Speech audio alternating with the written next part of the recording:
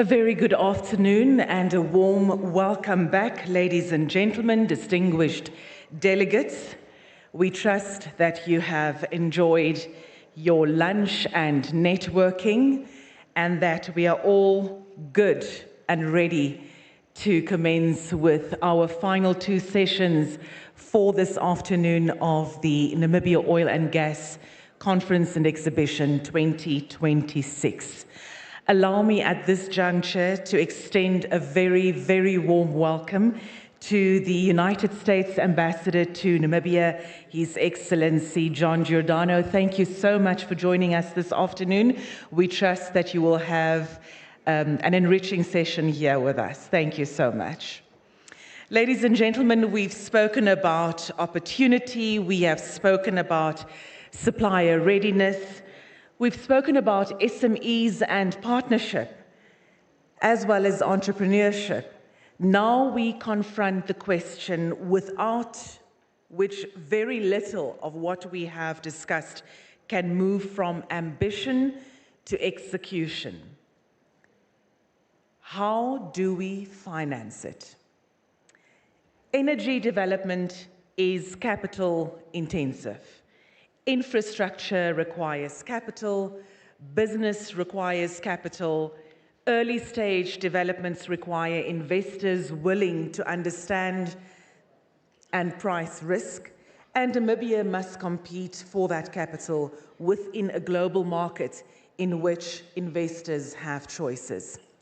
Session 6 this afternoon is therefore our investor spotlight, Financing Namibia's Energy Future.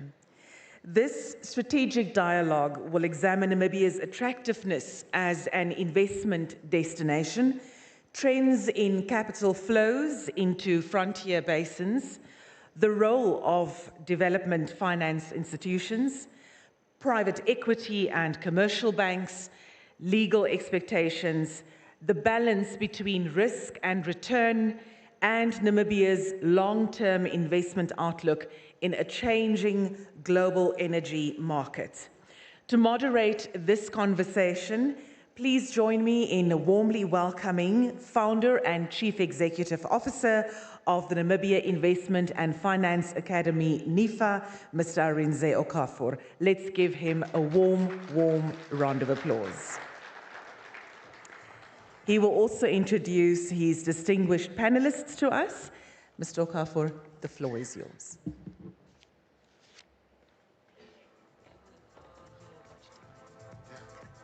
For sure.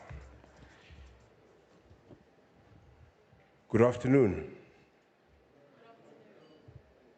Now, I know lunch was heavy, and typically, they call this the real graveyard shift. Last day, after lunch. But I think why then some of us are here is to really understand how do we unlock finance. Or like I want to now say, in Namibia, we say the money. And some of the West Africans, we say the money. So Namibia is emerging as one of the, the last major oil frontiers. And I sometimes compare our position, almost like being in the final candidate in an interview. So attention and capital may already have been committed elsewhere, but we also have the advantage of seeing what others have done well and where others have failed. So hopefully, Namibia, we are saving the best for last. But only if we arrive prepared. So we can learn from a lot of countries that have attracted enormous capital, converted it into broad-based prosperity, and also from jurisdictions, such as Norway, and I think we've heard a lot of that throughout the conference, that have combined credible institutions, local capability, and long-term discipline. And we've seen with our new upstream petroleum and local content policy, that's where we are starting now in terms of the building blocks. So it has strengthened beneficial ownership disclosure. We are tackling fronting, and it also requires, local advertising and contract unbundling. But policy can only open the door. And I think we are all here to find out, but you see, policy can open, but it cannot guarantee that local companies are ready to walk through it, but most importantly, to deliver. So our immediate opportunity, and I think Louise mentioned it earlier, there's so much across the value chain, and I think it's really then where we have an opportunity to build that foundation. So I'd like to then say the financing challenge is a lot more complicated than simply approving an overdraft, a vehicle loan, or a home loan. I think we have to be pragmatic and realistic that many of the businesses that will be entering this sector will have limited track records, while purchase orders from international or IOCs will carry payment terms minimum of 90 days or more, and I think we heard in the previous panel what Nigeria have done. So an SME may need to pay employees, acquire equipment, mobilize to site, and meet very strict safety requirements months before receiving payment. So a valuable contract can therefore only serve or be bankable, but it creates cash flow pressure for that SME. So it requires flexible working capital, but finance alone, as we've seen, will not be enough. Businesses will also need certifications, financial control, technical partnerships, and management support. And this is where, especially from the Namibian perspective, we've got a large institutional savings base, and this is where then your private equity and private credit can then support to provide that early stage risk capital and operational support. So the macroeconomic opportunity is substantial, but investment and GDP growth will not be sufficient. So success will be measured by whether that capital helps us become more competitive. So today, I want us to, and we're going to move, I think my panel is prepared, and you can see the panel that I'll be introducing, the balance sheets are very heavy. So I want us to move beyond saying that funding is available or that SMEs must be bankable. What is bankable? We should live with practical answers, what capital is required, what capability must be built, how contracts and payment risks should be structured, and how Namibia converts this opportunity into broad-based economic value. And we have 5 distinguished panelists who bring complementary perspectives across international energy finance, enterprise banking, project development, corporate and institutional banking, and macroeconomics. So I'll ask them to be candid, and you can hold the moderator accountable, practical, and where necessary, we must disagree. So our objective is not to simply describe the opportunity, it is to identify what must be done next. So I would like you then to please welcome each of my panelists, and I'm going to borrow a joke someone said. So the more you clap as they are coming, the longer we will live to enjoy this oil dividend. So I'd first like to welcome Paul Taylor, the Standard Bank's Group Gas Sector Lead, with 28 years of energy banking experience, spanning upstream oil and gas through to renewable. Based in Africa since 2007, he brings the international capital perspective. Let's welcome Paul.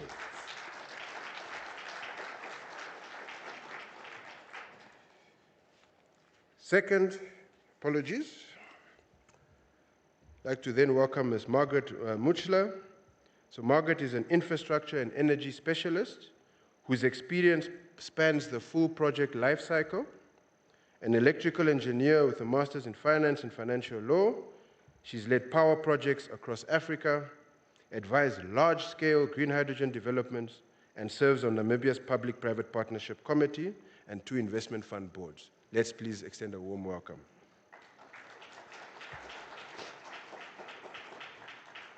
I would have thought now when there's access to money, the claps will be heavy. But don't worry, I know the lunch was very nice. Next to the panel, I'd like to then welcome Mr. Salomo Hay. He's the founder and managing director of Higher Economic Intelligence, a registered Namibian stock exchange sponsor, and heads an unlisted investment fund. He brings more than 17 years of experience in economics, capital markets, project finance, and previously chaired the Namibian Statistics Agency. Let's extend a warm welcome.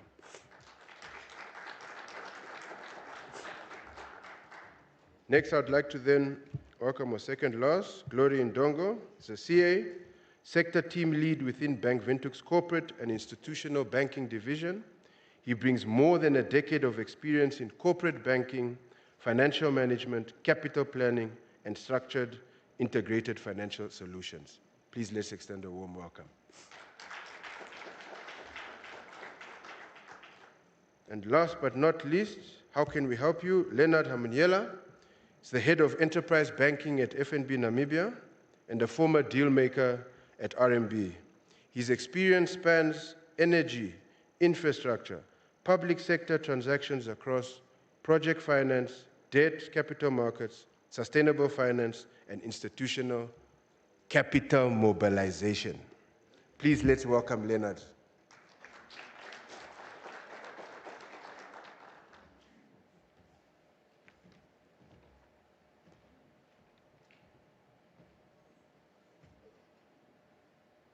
Thank you. So I think to kick us off in this opening round, it will be an open question to the panel, but really then to give the audience a feel, especially from your area of expertise, what is the single most important thing that we as Namibia must get right now to convert our energy potential into sustainable investment and broad-based economic value? So I think we can start with Glory and then just flow through to the end. Yeah, so good afternoon, everyone. My name is Glory Ndongo, as introduced well by Arinze. So, Arinze, I think this is a very complex question.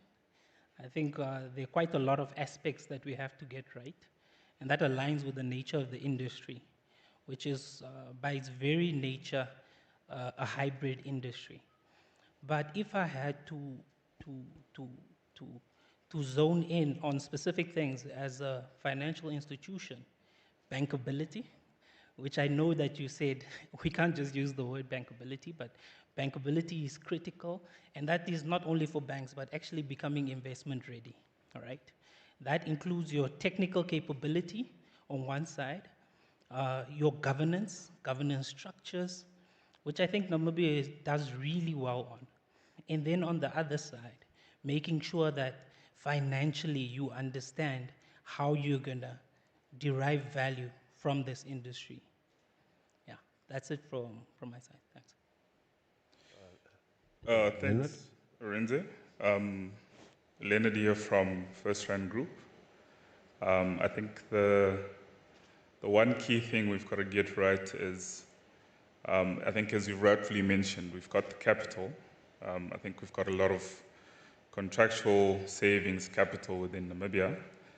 And I believe, of course, the IOCs have invested quite a lot of capital in the basin. So in my mind, it's not really a question about whether the capital is there or not. In my mind, it's about channeling the right capital to the right opportunities, but also marrying the right capital to the right risks.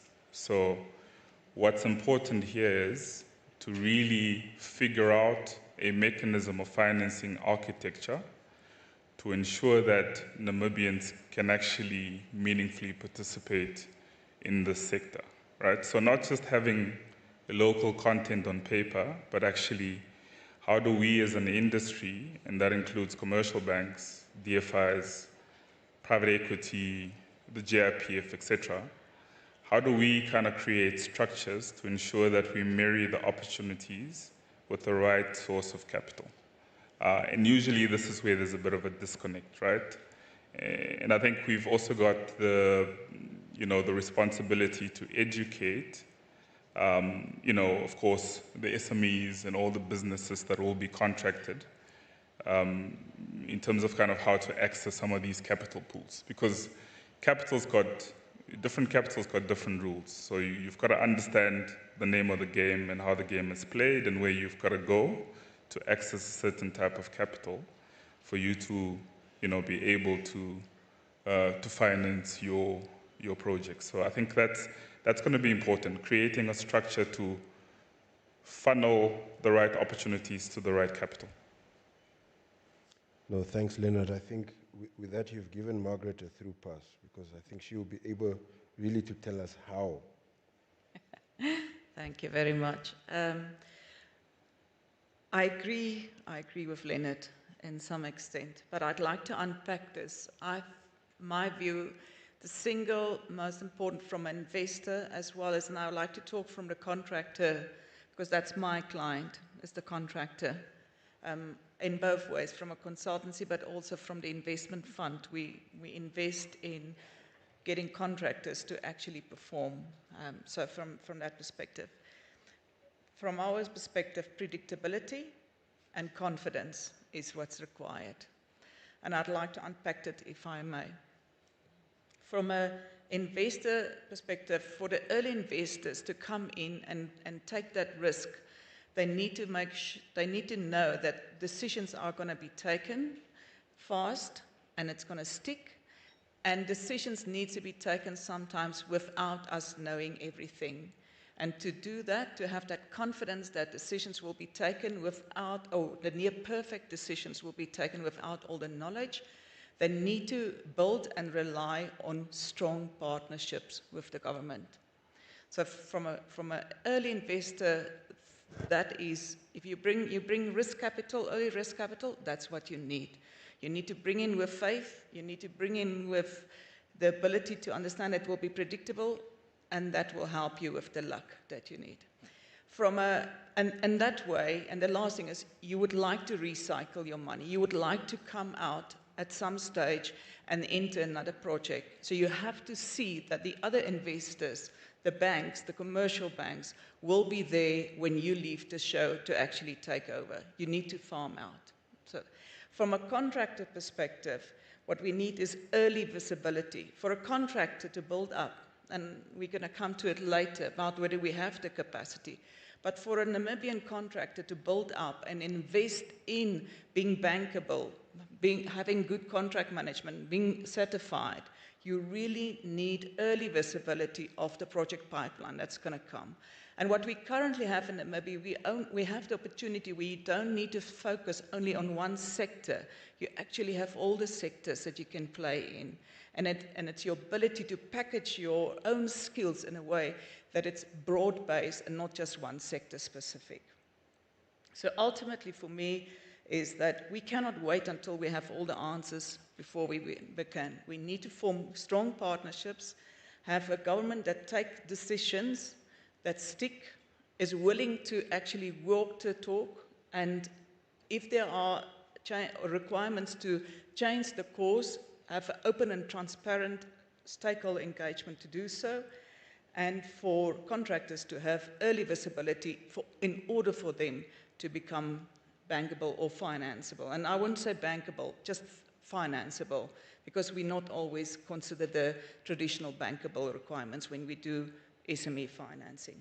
Thank you very much. Thank you, Margaret. Yeah. Solomon. No, thank you, Arinsa. I think I just need to correct you on your introduction when you said that they all have big balance sheets. Unfortunately, we don't have a big balance sheet. But nevertheless, in terms of your question, so we know that Namibia is pre-industrialization, right? And by that we mean that our potential for upside growth is immense. Now, what we need to inform the financiers is that it's not a choice between energy transition and funding fossil fuel. That's the first one. And I'll tell you why. So fossil fuel contribute around 80% of global output, right? Of which 30% of that is in oil, 25% is coal, and then you've got the energy mix around gas. Namibia's energy peak is around 600 megawatts. What we are saying is that the ramming up of the mining activity will push that up to almost 900 megawatts, right? So already there, and if you want to take a long-term view, you're looking at 2040, the demand for energy could be around 1,500 megawatts, some odds. So already at that level, it tells you that there's no transition, right? If anything, there's energy additionality. So the financiers should understand that they are funding energy expansion due to the needs. And that's critical to underscore that, because you don't want to get into a situation where the financiers have to make a choice between funding alternative energy as opposed to your traditional fossil fuels. The two can coexist. And I think once we have determined that, it makes it much more clearer for the environment to be able to coexist. What are we looking at?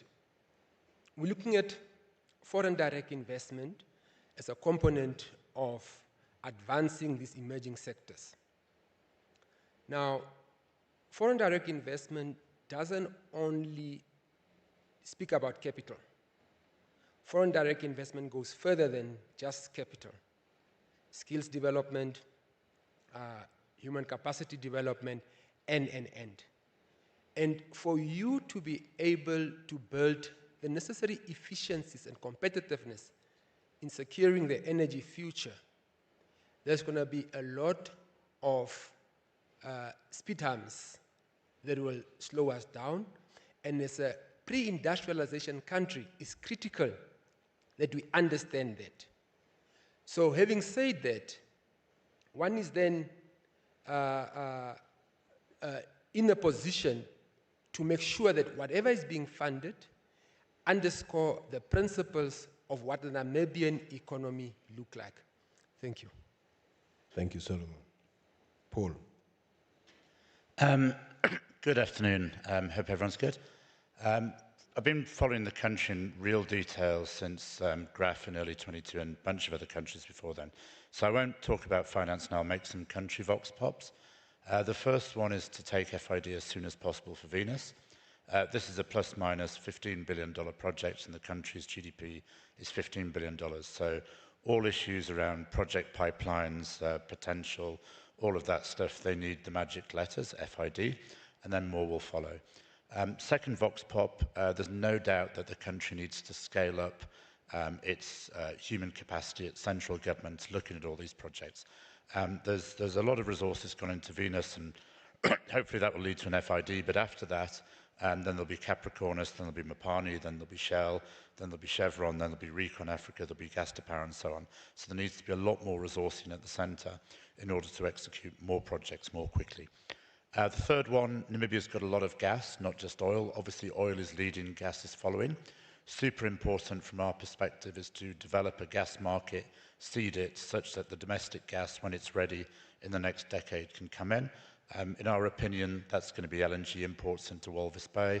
That gets you security of supply. It can be small-scale LNG to the mines, even marine bunkering. And then the last one is local content. It's been mentioned an awful lot, local upliftment. From our perspective, there's an iron law of local content, which is at the end of the day, there's only 3 million Namibians with a certain age demographic and cohort.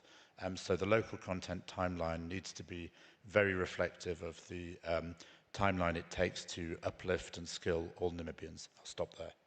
Thank you, Paul. So already with that, I think you can see if you're SME in the room, we have to be ready, and there are certain things that we need to put in place. But suppliers, potential JV partners, your most tangible investment actually in the beginning will likely be human capital. And lastly, that financiers need to be a bit more open-minded, because, as Margaret said, that box that you want to tick, sometimes it will not be there, and also your cash flow model will also not have some certain matrices. So Paul, I'd like to then start with you on this round. So we know good geology has definitely attracted attention to us here in Namibia. But Paul, good geology doesn't automatically make the project investable. And I think you've spoken now, especially with our find, where you have a lot of gas content, which compared obviously to other countries, the cost of extraction would likely then be higher. But what would then cause international capital to essentially choose Namibia over any other frontier basin?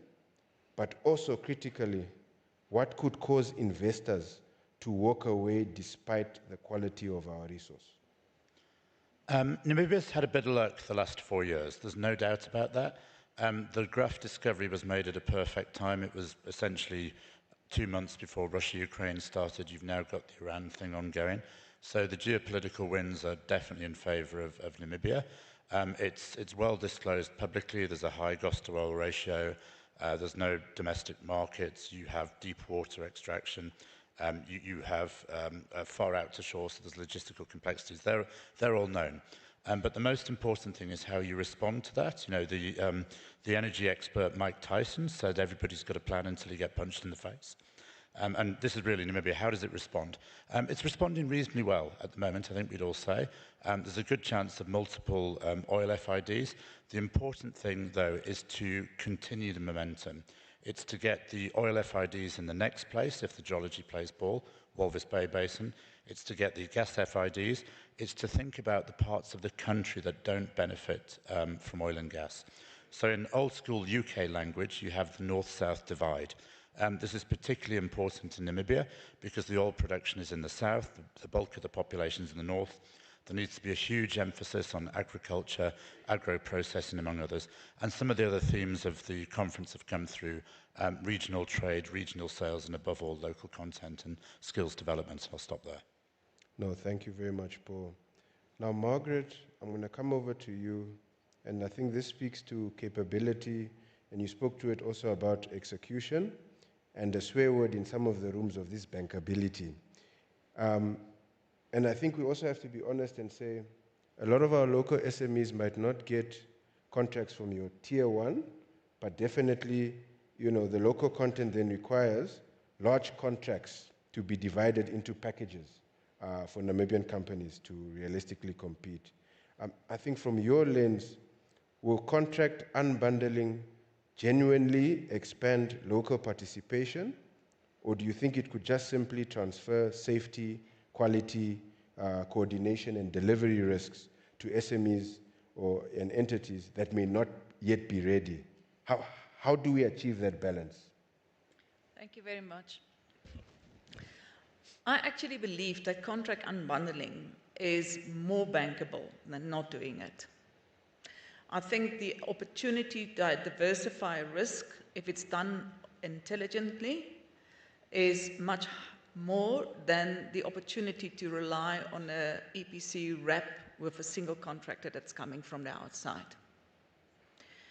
And how can we achieve this? And we've seen this in real life, where we currently. Firstly, I don't think Namibia needs to build from ground level. We're not in ground zero. We've got a booming mining industry. We've got a renewable energy industry. We have skills in which we can build on. We just don't have enough of them. We don't have enough of them to serve both the oil and gas, the renewable industry, and the mining industry. And we need to find ways to expand on them, firstly. We need to find ways to upskill, because some of your certification and skills might not be relevant for an onshore or offshore production plant. You need to find ways to upskill this. You need to find intelligent ways to do so, whether it's through joint ventureship, contractor developer programs, specialized skills in university or tertiary institutions. We need to find ways to do so. For a contractor, I come back, for a contractor or a SME to actually start getting ready, they need to invest in the basic things like Contract management, read your contract. You know how many contracts we finance where the contractor didn't even read the contract? Yeah? Read the contract, understand certification, understand the quality control requirements, understand the HFE requirements. So none of these are rocket science. It's just a matter of time that needs to be invested. And in order for an SME or a small contractor or a medium-sized contractor to invest that time, they must have that project pipeline visibility. And I'll come back to that pipeline visibility. For developers to actually be able to contract properly, they must communicate early on a project pipeline visibility. They must communicate early on what would be the basis of unbundling the contracts. You don't need to unbundle the contracts and have them all distinct, separate, discrete contracts. They can still be contracted smartly where the aggregate is better than the single sum of it. I strongly believe that through early visibility of project pipeline, supply development programs, access to working capital and guarantees, targeted skills and certification, and we can actually take Namibia from a place where we do not see local contract and contract unbundling as an evil, but we actually see this as a way of a procurement mechanism that gives us the pathway to become competitive without compromising on that safety, quality, and delivery. I do have a lot to say about this because from a SME finance, we do finance small companies that don't have the balance sheet. You don't need the balance sheet. Not only do we finance this, each and every one of these big balance sheet companies also finance in that sphere. You don't need a balance sheet, but you need to be willing to invest and strategically look ahead and across sectors. That's what you need. Thank you, Margaret. We're going to test that and we're going to ask them directly. So now, Glory, yes. I think in your space, especially you deal with financing, the corporate ecosystem. Yes. But if we're really, able to achieve this meaningful participation, it means Namibian businesses obviously need to be capable, but ultimately the key question is our domestic financial system structured to finance them? And I want to be practical and say, yes, local content's talking about finance structures evolving, but what practical financing facility or structure is needed to support the emerging local content pipeline? Okay. So thank you, Arinze. That's a very good question. So firstly, I want to say the conversation on capability, I think that is the right word that we should center this answer around. And the first thing I want to say, the brand I'm representing, Bank Windhoek, is a locally originated bank. A group of local entrepreneurs came together, started a bank over 40 years ago, because they understood that the Namibian environment needed a Namibian bank that understands the needs of the Namibian people. They've done that, and after 40 years, we have established a world-renowned bank that has won international awards. So it's to say to our international partners, the capability is here, and there are institutions standing till today that have built world-class organizations within Namibia. And I have no doubt that the people in this room and the people online will be able to do the same within oil and gas. Now, having said that, there are multiple needs within the industry. Like we said, the oil and gas industry is a hybrid industry, right? When we are saying that, we mean there's an extraction component, there's a manufacturing component, there's also a skills component, and there's a digital component. And that's really what is exciting about it, is that while we talk about oil and gas, there is not just one part of our economy that will be hit, and there is not just one need for skills. Having said that, within the SME space and the emerging space, what you will be looking at is more your working capital requirement, right? From a working capital perspective, we have put these facilities in place, right? We're talking about contract financing based on awarded contracts. We do that currently with government contracts. Now it's just to go and take that same model and apply it to the oil and gas. Purchase order financing. whether it's the banks or other non-bank financial institutions. We have built those models in country. And then there's performance and advance payment guarantees. All of our major banks are linked to SWIFT. We have been issuing guarantees. That is a standard requirement as per our tendering requirements, whether it's in the private sector or in the public sector.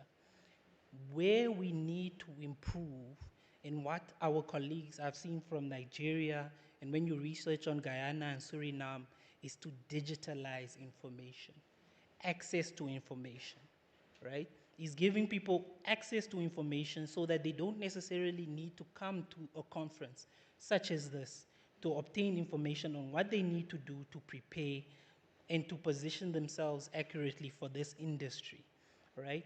We need to also improve our information sharing framework within the country.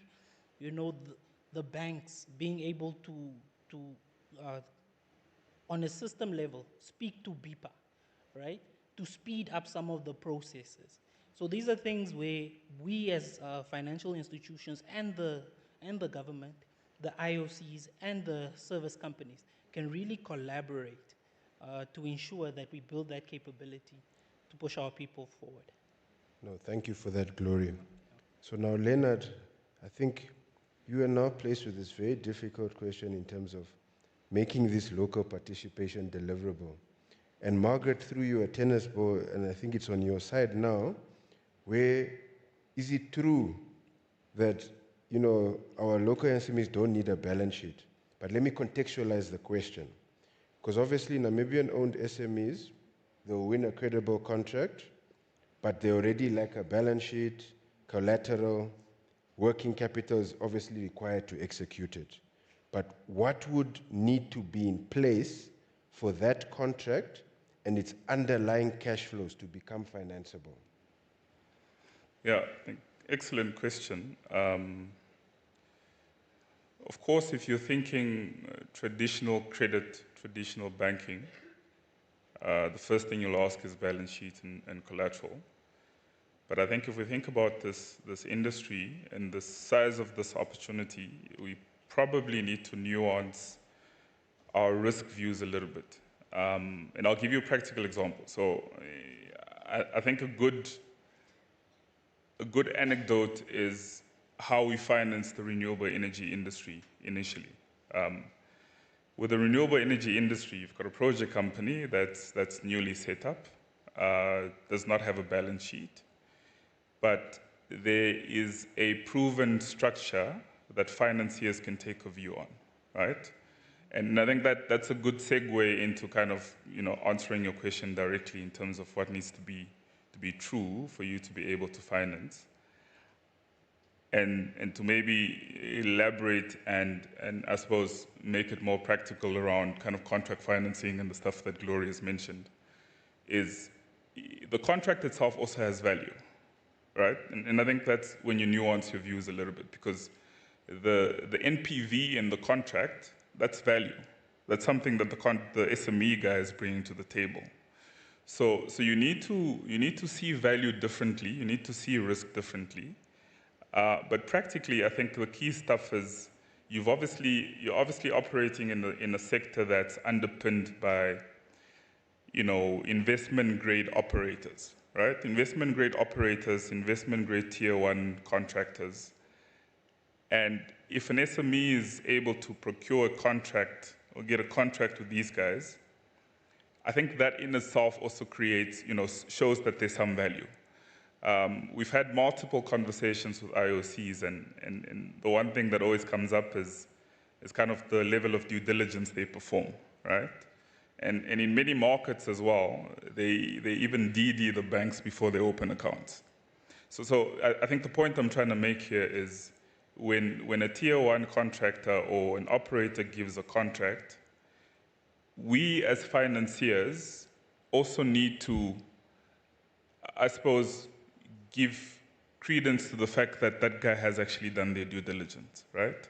So there's a lot of value in that. So I think you need an off-taker that's credible, that's got the ability and willingness to pay. I think you would need, obviously, contract visibility, right? So you need to know that there's a contract, it's signed, their milestones, their payment terms, etc. And I think an added layer to that will be beneficial is if you can, for example, take or assign the receivables, so take control over the receivables. I think that adds an additional layer. And then there's the element of risk sharing, right? And I think it's something that we haven't necessarily spoken about here, but I think it's important because commercial banks typically like to finance either very mature businesses or mature industries. And a lot of what's going to come is either the industry is set up, but the local players don't necessarily have the capability or even the experience to do some of this work. So there's a developmental angle to it, right? And with that, you always need to ensure that the risks are adequately allocated. And maybe we need to think about structures where, we could crowd in capital from different places. So thinking about blended financing, DFIs, non-banking FIs, etc., you're crowding in pension fund money. But I think also the other layers to say, okay, how do we get the government to also underpin some of the market failures, right? So you could think about guarantees, first loss tranches, etc. So all of these things are practical mechanics to get to bankability. But I think the last key point that I want to make is around execution capability. You can structure for everything else, but unfortunately you can't structure for execution. So as local businesses, we also need to demonstrate our ability to execute and to deliver into the contract, because that also gives you a certain level of comfort around tenor, right? In the oil and gas industry, it's time sensitive. Stuff needs to happen when it needs to happen. And I think the more you deliver, the more you're guaranteed to have these contracts. So I think those are kind of the practical aspects that need to be in place for us to finance. But, and maybe not a marketing pitch, but we've, at First Rand, we're increasingly thinking about how do we ensure that we actually create solutions to be able to help Namibians. And practically, we've implemented the SME digital hub, for example, right? Which allows SMEs to, wherever they are, not necessarily go into a branch, to connect with us, understand, we would like to understand kind of what they're busy with, to try and co-create together. So that's a platform that we started. We've also started thinking about taking unsecured views. We're doing scored credits for SMEs, etc. So these are all things that we're already doing. But I think the one thing I can leave with the business community is to say, whenever you've got a pipeline or project on the horizon, start speaking to the financiers. The financier shouldn't be the last person you speak to. Speak to the financiers, because we can also help you co-create and have the right conversations with the operators and the tier one contractors to ensure that once you've contracted and under the structure that you've contracted, you've got the right mechanics to help you access funding in the different pockets. I think that's going to be important. The one thing about capital is capital absolutely loves structure. Without a structure, you will not access capital. Thank you, Leonard. So, Solomon, we've heard these very technical words, and we know Namibia is going to get a lot of FDI, exports, GDP. These are all, macro matrices, but at times it might not materially change the lives of most Namibians. And I think we've seen a bit of that at times in mining. Through which channels must this energy opportunity flow for the benefits to reach the households in the productive economy, so that these people too can, open up bank accounts, get products from Glory and Leonard them? Yeah. No, thank you. So Namibia is a 15 billion USD economy. What we are anticipating in terms of the oil and gas and the whole energy play, given the current deficit that we sit at in terms of our growth outlook, means that the money will come, right? there's definitely money will flow into the country, and so there is going to be, one would hope that this then will have an impact at household level, whether it's a job opportunity, skills development, what I've alluded to earlier, and. Now, I think there was a recent financial inclusion survey that said over 54%, or just around the 50% mark, Namibians earn around 2,000 per month, right? Now that's essentially what the UN term as the working poor.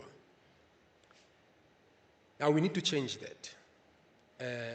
Because remember that this is not the first sort of sector where we have discovered a commodity.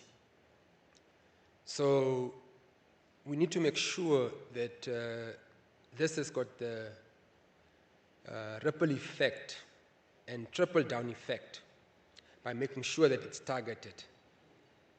Now, I think the colleague spoke about the sophistication that comes with structure and how SMEs and the general business environment need to be alive to that. Strapped to the bone, we also know where the Namibian SME ecosystem is currently at.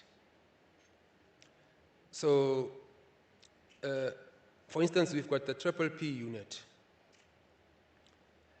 We've got the preparation fund with DBN. To what extent have we triggered those funding options in making sure that we build the base?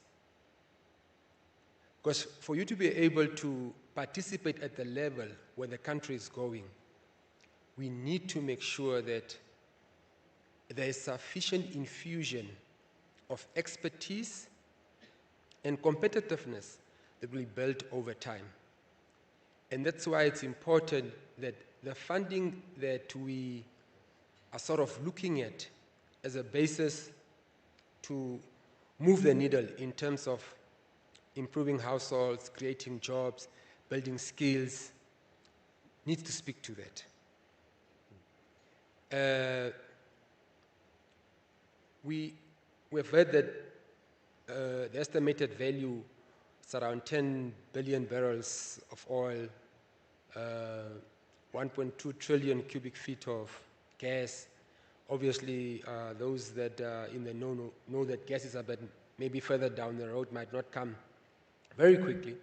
But the reality is that as we prepare, as we want to improve the lives of those 2,000 earners, we need to make sure that there's a proper conversation around where the investment should flow towards to make sure that it moves the needle and makes the difference. In the absence of that, this could be a missed opportunity in the sense that those that will participate could potentially be just the few of us that are in this hall. And I think that you cannot grow an economy by 10 people. And that's why it's important that the broad-based component is taken care through the funding structures, project preparation, incubation. I don't know, someone mentioned that tier 1 contractors in Namibia, I don't know whether we'll even be able to count them on one hand. So that's why there's a lot of developmental funding that needs to go to make sure that we strengthen the base. No, thank you for that. So this next round, so I made a bet with the MC that because it's finance people, we don't talk a lot, we go straight to the point. So I think it would be good for us, especially in this next round, just 2 to 3 minutes, because I've also promised that there's some change in time to allow us to also engage the audience, who will then engage us on some of those questions. Now, Paul, I think Solomon really then set the scene, and I think given your experience and the potential scale of these upstream developments, we also are realistic that our local balance sheet, and I think you spoke to it, if the fiscal or the country's GDP is at 15 billion, already with some of the counterparty limits, even from a local banking perspective, these transactions are huge. How should financing then be syndicated amongst international banks? But also, more importantly, how can Namibian financial institutions secure meaningful participation and also build that capability rather than referring major transactions offshore? So please, two minutes. Yeah, I think the first point is to recognise how big oil projects get funded. Brand new greenfield deep water projects do not get funded by syndicated loans. They get funded by the IOCs on balance sheet from their pool of funds. So what is likely to happen in Namibia for the oil is that down the road, after production starts, NAMCOR, the minority shareholders in blocks, they will look to raise loans. They're known as RBLs, reserve-based lending. They will be entirely bankable and doable at the time, and we would expect all Namibian banks to take part in that syndication. What's more likely to pop up first is probably LNG imports, gas to power, Recon Africa, domestic indigenous gas to power, small-scale LNG, they will pop up first. The ticket sizes there will be fine for Namibian banks. Probably there'll need to be regional finance as well. Where it gets trickier, and some of the panelists have mentioned it earlier, is SME finance. The secret sauce, the KFC, is going to be how you link the contracts from the IOCs, the top service companies to those counterparties and make the likes of ourselves and other banks comfortable. They will be the most things that pop up, but we shouldn't also forget that infrastructure will come along as well. So infrastructure, you know, Namport looking to do a new base in Luderitz, that might come up fairly quickly. Clearly new roads need to come up. I imagine if there's anyone from Walvis Bay here, a Walvis Bay road PPP wouldn't go amiss, and probably some railway investment expenditure as well. So there's some of the thoughts. Thank you, Paul. Now, Margaret, I think Paul has outlined what international capital requires, but I think Leonard mentioned something that's quite key. Is that contract is bankable, but if you can't execute, it's not going to work. So I think what technical, governance, certification, and project management capabilities must Namibian enterprises start, now building, but most importantly, who should carry the cost and responsibility of preparing them? So thank you very much. You've seen I've put away my computer because it's so much easier to do this off the cuff. Okay. 2 to 3 minutes. 2 to 3 minutes. Okay. I would like to start. Firstly, I'd like to start and say, just walk a little bit of a journey with me. We started and I said, you don't need a balance sheet. Yes, you don't need a balance sheet to start off, but it's convenient to have a balance sheet. And for you, I would like each and every Namibian company, whether you first tier, second tier, third tier, to envision and look beyond Namibia and to envision become competitive in the region, to become the preferred supplier or contractor in the region. Because if we have that mindset, we will actually do the basics. We will get back to the basics and do it right. So we could start where you have a contract finance that's based on a purchase order, where the lender or the financier or the fund actually is in your kitchen, in your sleeping room, and they dictate, like the IMF, what your fiscal policy is. Yeah? They tell you when to buy a car and when to pay your shareholders. If you invest in your own company and you build that balance sheet, you build that little bit of cash reserves, you can move from a purchase order financing to actually a project financing to actually a portfolio financing to getting financing across where you say, I can have a working capital, and part of this working capital, I can demonstrate a number of revenue streams. Not only does your financing cost comes down, but your ability to take decisions yourself and have the IMF bank out of yours becomes better. That's true, yeah? And from that, if you then move into a regional financing, then you become the preferred select partner for a tier one international contractor. So that's how I would like to tell Namibians how they should think about. Don't think about your next contract. Think about your next contract in Zambia with a tier 1 contractor. And if you put the basics in place and build on that, the rest will come. Thank you. Thank you, Margaret. I can see your bankers beside you shaking their head. But now I'm going to ask you, Glory, what procurement visibility, contractual information would banks require then from potential operators so that you design financing solutions before contracts are awarded? Because there's always a chicken and egg situation, rather than only responding after suppliers have secured opportunities. Yeah. So thanks, Arinze. I think the one word is visibility. What we need is we need visibility. We need to understand what are the forward procurement plans, right? What are the indicative contract sizes, and what are the duration of these contracts.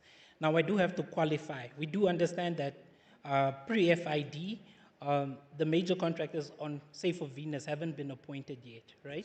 So there is a bit of uncertainty when it comes to that. But that's really what we need. We need to also understand things such as what security and guarantee requirements are needed.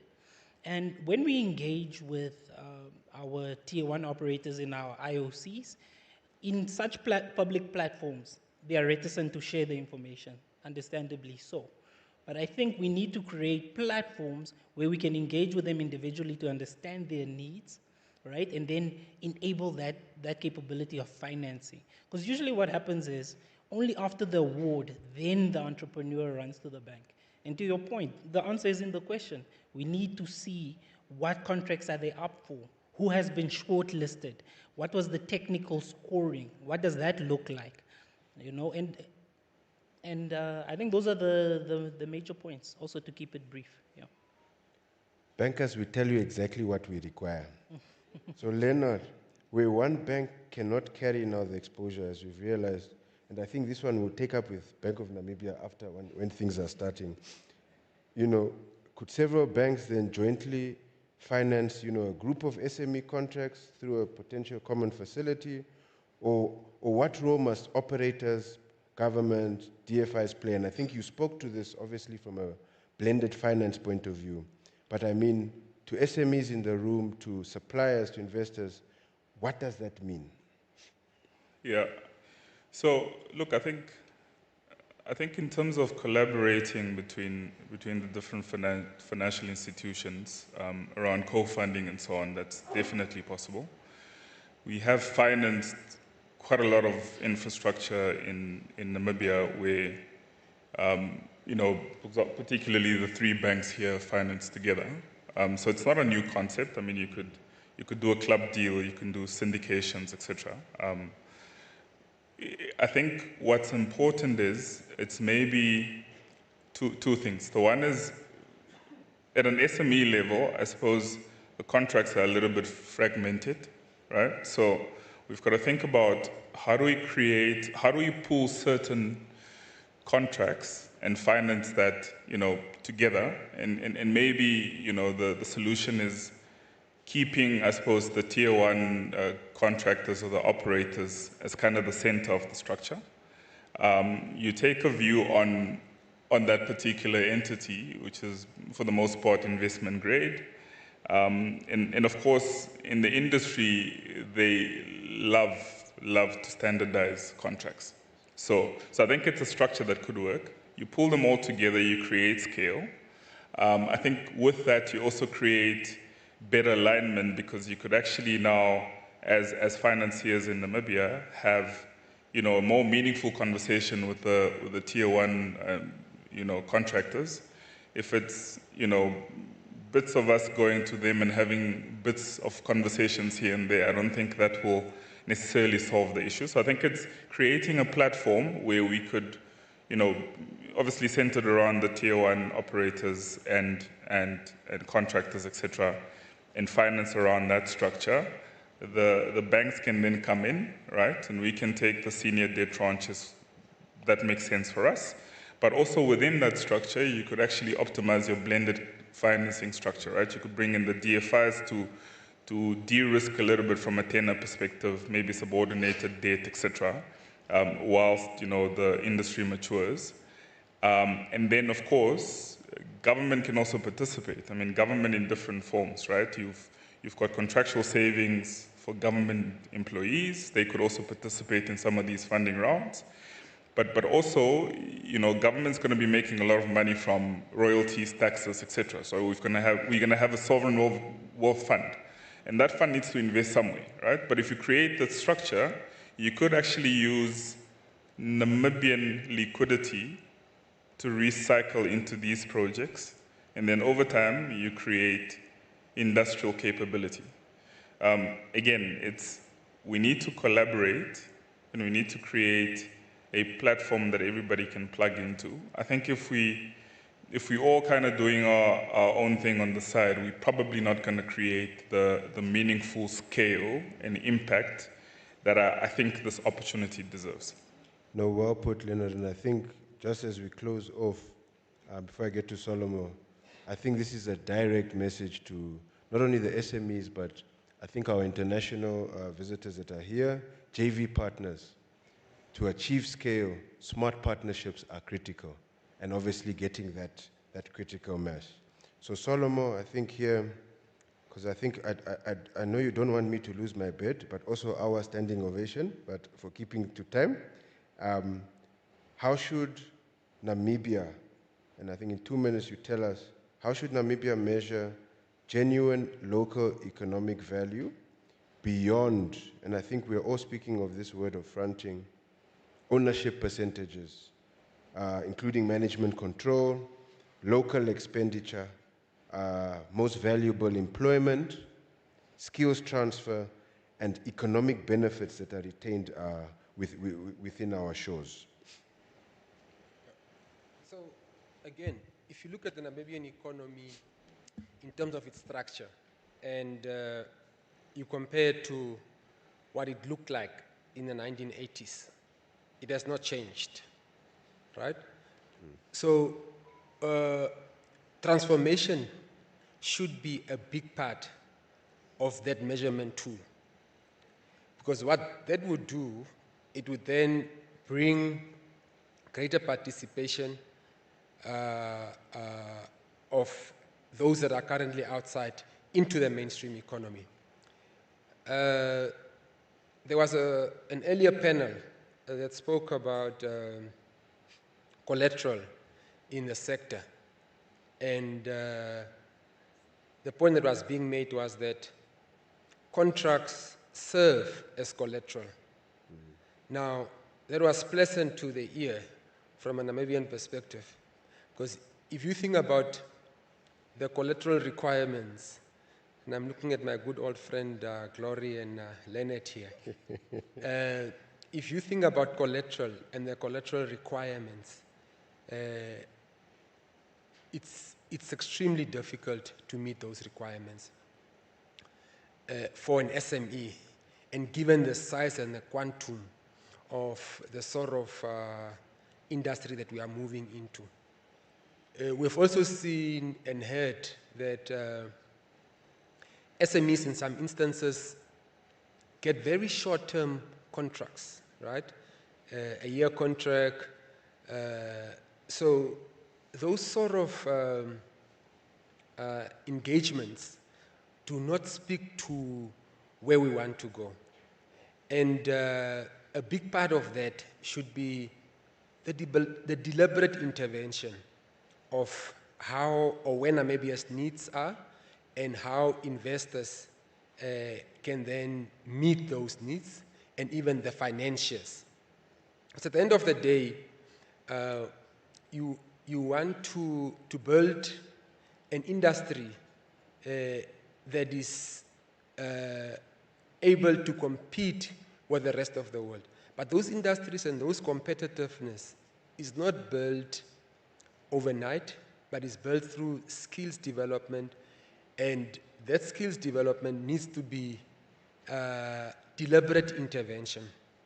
I think that the local content policy is a good start, but we all know with policy it is just that.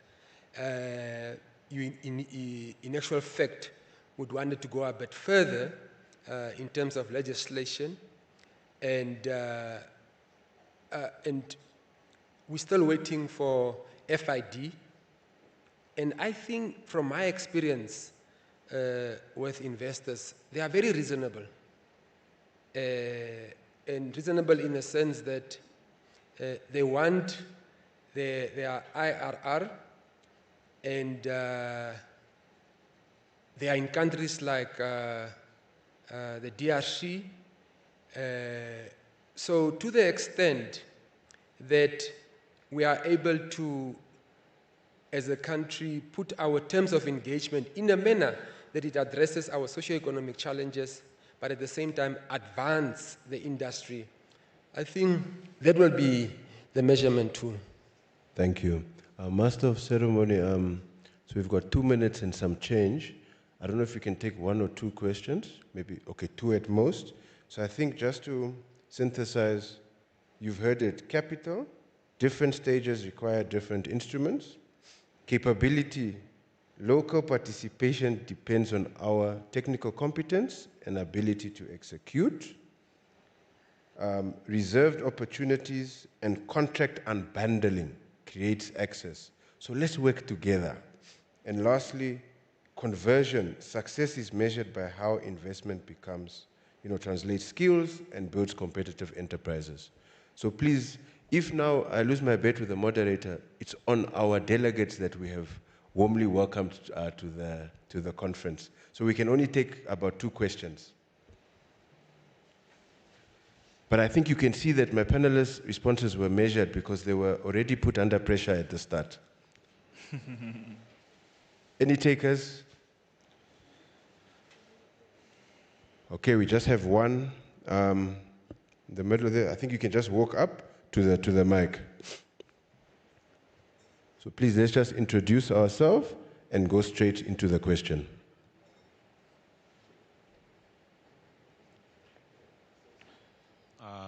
My name is Zakaria Mwambu, a student leader and an economic student, so from NAST. As I'm seeing, I'm speaking, looking at the financial panelist. So my question is, if financing is one of our biggest barriers to young entrepreneurs entering the energy sector, what specific mechanisms or processes should young Namibians be looking forward to, such as me as well? And how can these mechanisms be more accessible for our young SME owners or upcoming entrepreneurs? Thank you. Leonard or Glory?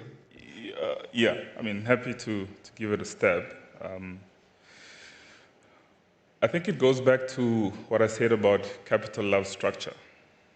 I think you need to assess what skill set you don't necessarily have and get the right partners in. I think we've got quite a diverse panel here in that, Margaret, for example, helps SMEs to access financing. So you need to, and typically when you're an entrepreneur, you've got a very good idea, right? You've got the best idea. But financiers don't finance ideas. We finance structures and cash flows. So you've got to take you go from idea to a concept that is bankable and that creates value for everybody. And for you to go from idea to something that's bankable and valuable, you need a structure, right? That's why financiers will always ask you, okay, do you have some governance? Do you have some financial controls in place? Things like that, right? But again, those institutions and people are available in the market to assist you. So I think you need to think about, yes, I've got the idea, but maybe I need other people to strengthen my idea and put it into a construct that financiers can fund. And those are the people that you need to access. So I think that's usually where the disconnect is. Just because you've got a great idea doesn't mean that it's necessarily ready for financing. So I think you need to bridge that gap a little bit. So Master of Ceremony, I know we're in football terms extra time, but I think it's 1 minute. Yeah, we're gonna yellow card. 30 seconds, Glory. I'm going to get a bit more practical. I think Leonard laid it out really well. The main thing is with our young entrepreneurs and emerging businesses, capital is not scarce. There's a lot of there's capital out there, but it's very selective, right? The one thing I will say is be rigorous, right? Especially around your financial record keeping, having your financial statements audited, having your NAMRA up to date, having your good standing, having your social security. These are all things that we already know. But that is just the fee you have to pay to get into the game from the beginning. Have a financial model, right? Have a well thought out business plan, right? Stress your financial model. Really, it's that. And like Leonard is saying, it's all about partnership. Do you want to own 100% of a grape or 50% of a watermelon, right? Find those skills, whether it's local or international, so you can partner with those people. If you're a technical guy, get a finance guy in, get a legal guy in, partner together, build a business. That's how you do it. Bank Windhoek, again, it was a consortium of entrepreneurs that started this business. The same for you guys. That's how I would advise you to think as a student. Thank you, Chloe. If I may, can I just add? Yeah. As You're going to now make sure I get the red card. it's okay. It's okay. I won't make a ginger joke here. Okay. If I can come back to all of this, and then you make sure you deliver, because you're only as good as your last contract delivery. So you make sure you deliver, because if you deliver, then you can get paid. And if you can get paid, you can take some of that profit and put it into your own business and reinvest it.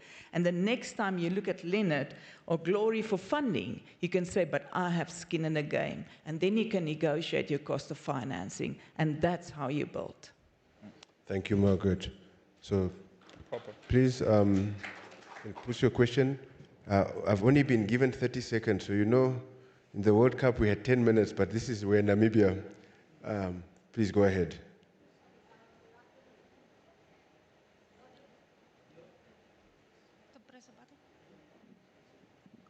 I think our master of ceremony understands access to money is very, very important. Okay, good afternoon, everyone. My name is Aska Orlale, and well, I'm also an SME entrepreneur and whatnot. So I just want to wrap up the whole conference, basically, like we're focused on local content and whatnot. 30 seconds. Yes, but we came here to find solutions to things, so we can maybe extend a little bit so we get our ideas out there. So yes, like we were saying about local content and whatnot, and then we are talking about this top tier, you know, the different groups where you can actually service or do whatever. And we all know very well we don't have billion-dollar balance sheets for us to be setting up these wells or whatever things that you use to drill and what on. So basically what I'm saying, us as Namibians, where we stand right now, what we do have is basically we have people in constructions, electricians and whatnot. So we have to basically focus on the skills that we already have to facilitate the process of this oil and gas industry into booming. So what I basically mean is that we actually need the line ministers within these conferences, like especially Minister of Urban and Regional Development, because they actually have to avail the land for us to actually focus on the skills that we do have, like construction, basically. We're talking about people coming to our country to come and invest, but where are they even going to stay, first of all? Like if you look at Ludred or Wafes Bay, the accommodation for the people, there's no land for us to even build, like, no hotels for these people to come stay in, and we're waiting for a large workforce and all that. So I feel like our focus on local content should basically be focusing on investing infrastructure that will make this whole thing a great success. But if you're just focusing on skills development, sending people to go learn how to drill, how to well and whatnot, that is not really how we're going to help the last person in the village doing anything. We have to focus on infrastructure. Building hospitals and all that. So when Shell come drills, Total Energies come to, we make sure that a certain percentage of that goes into socio-economic development. Instead of just saying, oh no, we said 5 students to go study this and that Thank thing. you. So basically, that's my point. No. Well said. I would just say, I think, thank you for giving the real local perspective. But I think, like you, we are all waiting for FID, and we'll be the first to sit with the line ministers to say, we need to fund some of this infrastructure. But I think you have heard for the SMEs, that's why we've also spoken a lot about the importance of supplier development programs that are practical, so that our people and SMEs know what they are being trained for. So I think that's definitely at play. So I think with that, because I've already gotten the red card, please extend a warm round of applause for our panelists. Good photo? But they say our reward is a group photo because if the pictures didn't get taken, it didn't happen. Yes. Thank you very much, Arinze, and our distinguished panelists for a very stimulating discussion. And thank you also for the contributions that came from the audience. Ladies and gentlemen, we'll take a group picture now, and then I'm going to call, I hope Jackson is still with us. Yes, thank you. Jackson is going to do the handover of our token of appreciation.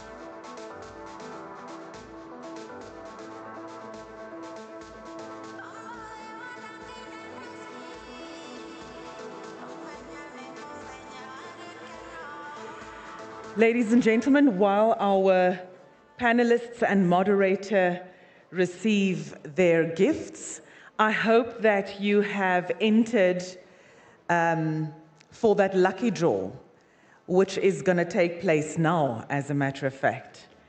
I've seen the prizes, and really, really awesome prizes from Solewant. So we're going to go into doing the lucky draw this afternoon. Anyone feeling lucky? How many entries do we have that's seated here in the room?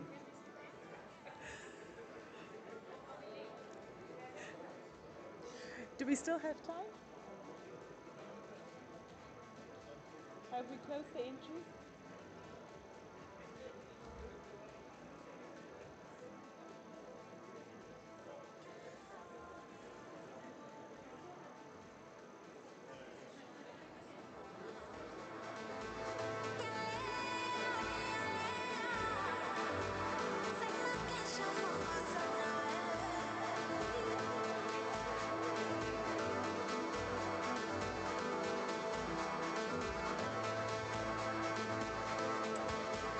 Thank you very much. Let's give our moderator and panelists one last round of applause. Thank you, distinguished delegates. I would now like to call on the Executive Director, Engineer Matthew Agaran of the Solewant Group, to facilitate the handover of these lovely, lovely gifts. Certainly, you've been very generous, I see. So let's go for it. Please do join us. When we draw the ticket, the number, yes, and they will know. They will know their numbers. Okay. So you should know your number, and then we'll invite you to come on stage and receive your gift. So what are the prizes? An Apple iPhone 16. An Apple Watch, an Apple Beats headphones, and then we have 10 consolation prizes, some really lovely prizes. So let's get into it.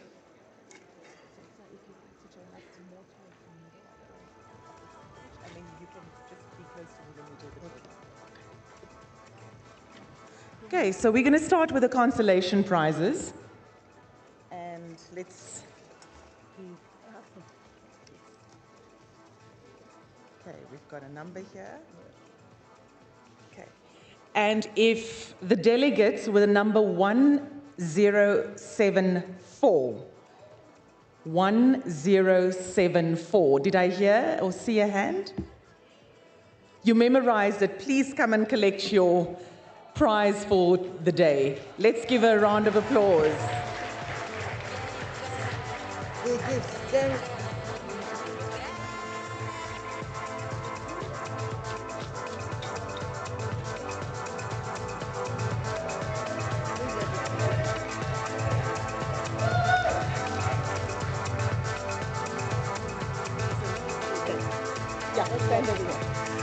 And we're going to go through this swiftly because we have one more session to go, and let's see what number we're going to draw.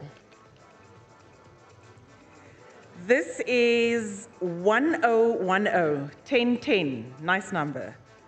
1010. Do we have the lucky winner? 1010. There we go. Well done. Let's dig in some more and see. We've got 8 more prizes from our consolation prizes. Next number, 1043.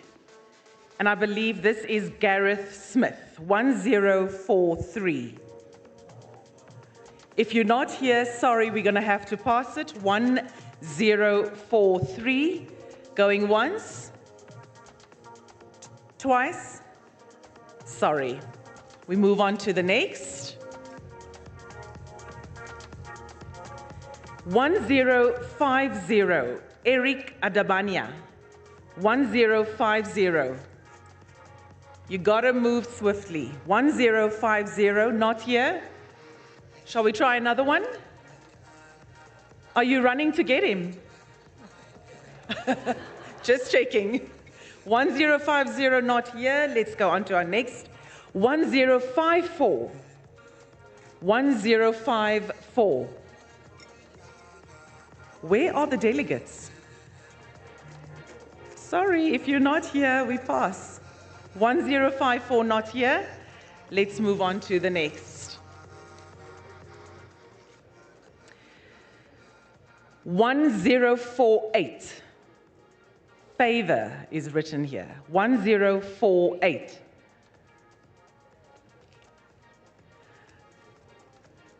The rest of you must be feeling very lucky now because it's getting pretty close. That's 2. 1097. 1097. Not here.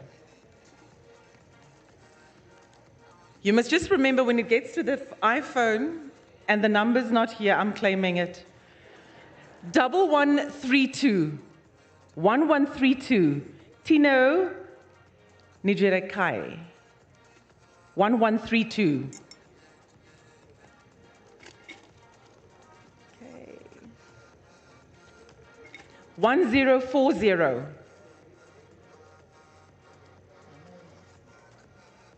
1040. Let's move. 1031. 1031. There's no name here, is it? Shitongeni Kakehongo. Shitongeni is not here. Okay, let's see. Who do we have here? 1021. Kevin Nwanze. 1021. Are you eligible? 1021. Kevin? Well done. Thank you. Okay, 102. Okay, there we go. See who we have next. 1063. 1063. 103, and this is Linda Wilfred. Linda here, not with us? 10. Sorry? Okay. Let's move on. 1133, Jessica. 1133, Jessica. Is she with us? Jessica. Jessica, not today. We're not going to do that today. Let's move on. Okay. Oh. 1036, George Adams. 1036. But George, did you enter twice? Should we scrap you? Okay, let's go on to the next one. 1072, Mr. Richard Shavuka. 1072, Richard. Thank you, Richard. Make it speedy, Richard. And we move on to the next. After this, we can move on to the next prize as well. Otherwise, it becomes too long. 1089, and this is a business card belonging to the country manager, AFC Mercy. Hamukwaya, Captain Hamukwaya. Do we have him here? No. Are you gonna get him, Paul? Okay. We'll move on to the next. We'll pass it on to Mr. Hamukwaya. 1042. This is MC Himan. No, sorry, 1169. And this is Neo Paints. No one here? 1169, let's move on. Can we go to the main one? Okay, now we're getting to the real ones. And we are starting with the Apple Beats earphones. 1112, 1112, and this is Opas Onucheo, Creative Lead Experience Studio. Opas, are you here?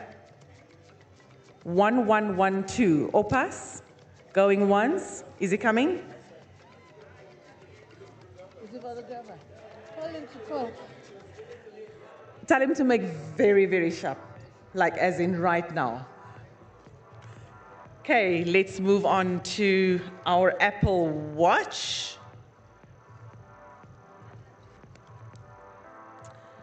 1075.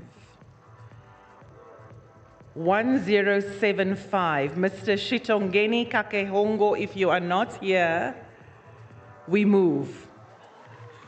Shitongeni? Is Shitongeni here? He's not here. Is he coming? Do you have some interest that you are? I'm just checking. He's on the other side. Let me guess, he's part of your tribe, right? I'm talking about the media tribe, not the other tribe, like that type of tribe. You're standing for him. I love that. You'll get him. Okay. Shitongeni. And then our last. There we go. Is that Opas? Captain Hamukwaya? Oh, that's right. Okay, that one is done. And now we come to our final prize, which is the Apple phone, iPhone. And let's see.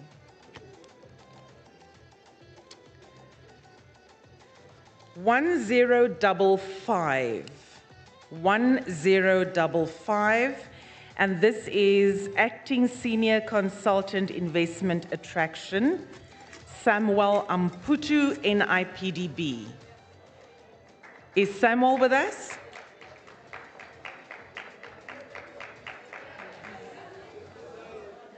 Okay, so we have his.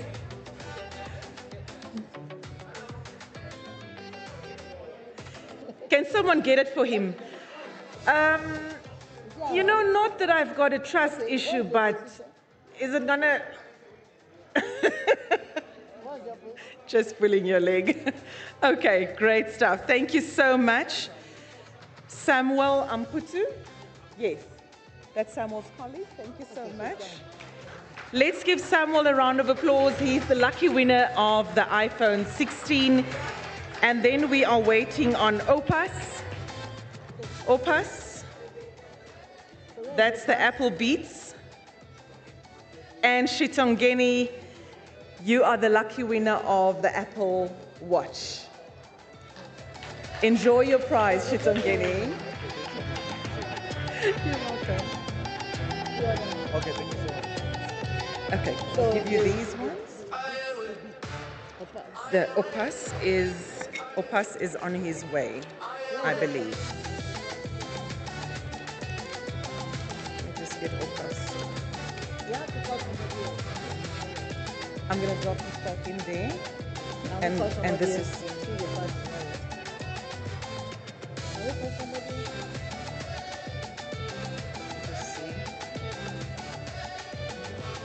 Is Opus here?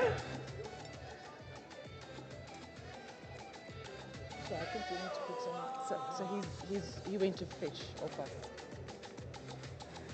Okay, we need to move on with our program. So, I'm gonna hand this over to you for when Opus comes. Okay, yeah. Opus, you almost didn't make it. Let me guess, seeing that you're running like that, this is gonna come very handy. Are you a runner? Oh, wow. You got the best prize.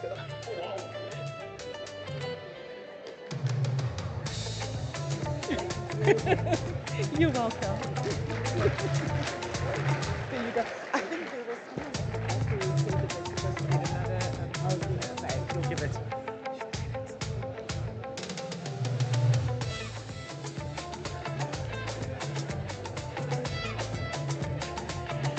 Thank you so much, and thank you once again to Solewant.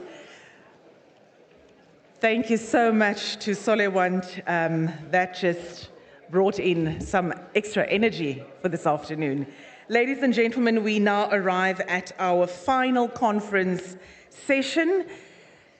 And appropriately, it asks us to look beyond the existence of resources to what is required to commercialize, connect, and support them. As gas discoveries gain importance, Session 7 examines the commercialization pathways and foundational infrastructure required for large-scale development. The discussion will consider the viability of future LNG projects and export strategies, regional gas markets and cross-border integration, infrastructure gaps, ports, logistics bases, and shoreline infrastructure, as well as the power, water, and industrial support systems required to sustain development. To moderate our final executive conference session, please welcome Mr. Jackson Angolo, Senior Energy Investment Analyst at the Namibia Investment Promotion and Development Board, NIPDB, and he will also introduce his panelists. Let's give a round to Mr. Jackson Angolo. Please take us home. Thank you, Jackson. There you go. Job well done. We're almost there. Yeah, so close. Good afternoon, everyone. As introduced, my name is Jackson Nangolo. I am the Senior Investment Analyst at NIPDB, looking after the energy portfolio. So before I get in the cracks of matters for today, I would like to share a joke. Is Tangi here? Olavi? Me and Olavi were having drinks yesterday by the cocktail event. And a gentleman actually came up to us and said, look, I have one question. You guys have been talking a lot of technical stuff, FID, and all these brilliant things around oil and gas. But I have a very, very good question, just one simple question. And I couldn't answer the gentleman, so I'm hoping someone in the audience will actually help me answer this question. So the gentleman said, by show of hand, if you know the answer to this question, please just put up your hand so I navigate this gentleman, because I see he is in the room. I'll navigate him to you. So the question was, all right, you guys are talking about FID, oil and gas, Venice, Total, this, Shell, that, but did you guys actually see this oil? Like, who has seen it with their naked eyes? That was the question.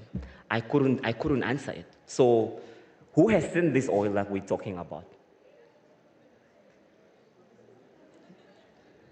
Oh, Tete Festus, you have seen it. All right, so I'll direct the gentleman to you. So, colleagues, ladies and gentlemen, so welcome to the 7th session of the day, which is the last session of the day, focusing on the energy mix, gas monetization, and the infrastructure requirements. So Namibia is entering a very quite insightful and very important phase in the development of its energy sector. So with significant offshore gas discoveries and growing demand for reliable, affordable, as well as clean energy, the question is no longer simply whether Namibia has gas resources and how these resources can be monetized in the way that supports every energy security industry, investment, and long-term economic development. So the gas infrastructure will be crucial to the discussions we have been having today. From processing to transportation to power generation to storage to potential industry applications and significant investments. So, ladies and gentlemen, please assist me today here to welcome our guests or our panelists for the day. I will start with a very good friend of mine. People say I look like him. I say no, his pockets are quite deep. So please clap and put your hands together. Up until, the idea is to really clap until they get on stage. So welcome Miguel Hamutenya, sorry Miguel about that, who is the Group Executive Officer for Nasan and CEO of Millennium Group. Colleagues, we don't stop until he's seated.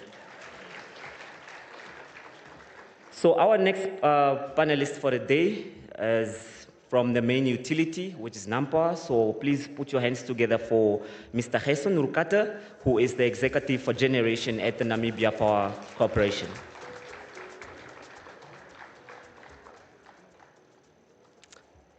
Our third panelist for today is Tatelameka Amwanya.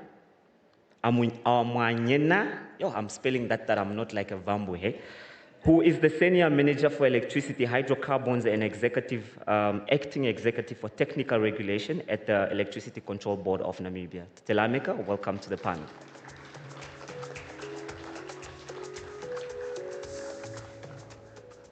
The panel is never complete if there is no lady on the panel. So, ladies and gentlemen, please welcome Ms. Michelle Welberry, who is the Senior Energy Development Consultant and Technical Excellence Lead for Zodes Group, London. Ms. Michelle.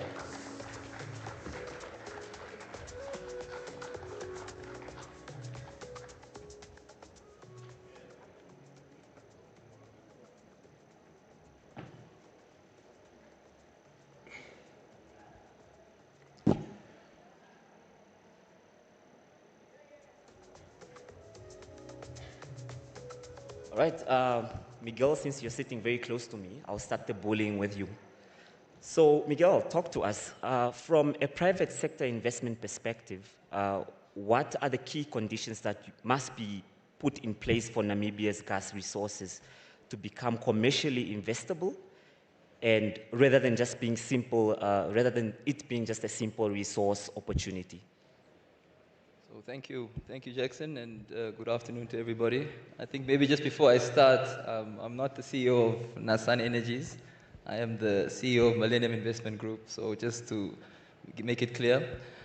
So yeah, thanks for that question, and I think specifically from the Millennium perspective, I think we mainly play in the downstream space, so both in the fuel retail and bulk supply space, and in the LPG space through a brand called Central Gas. So I think I'm going to use most of my experience within downstream.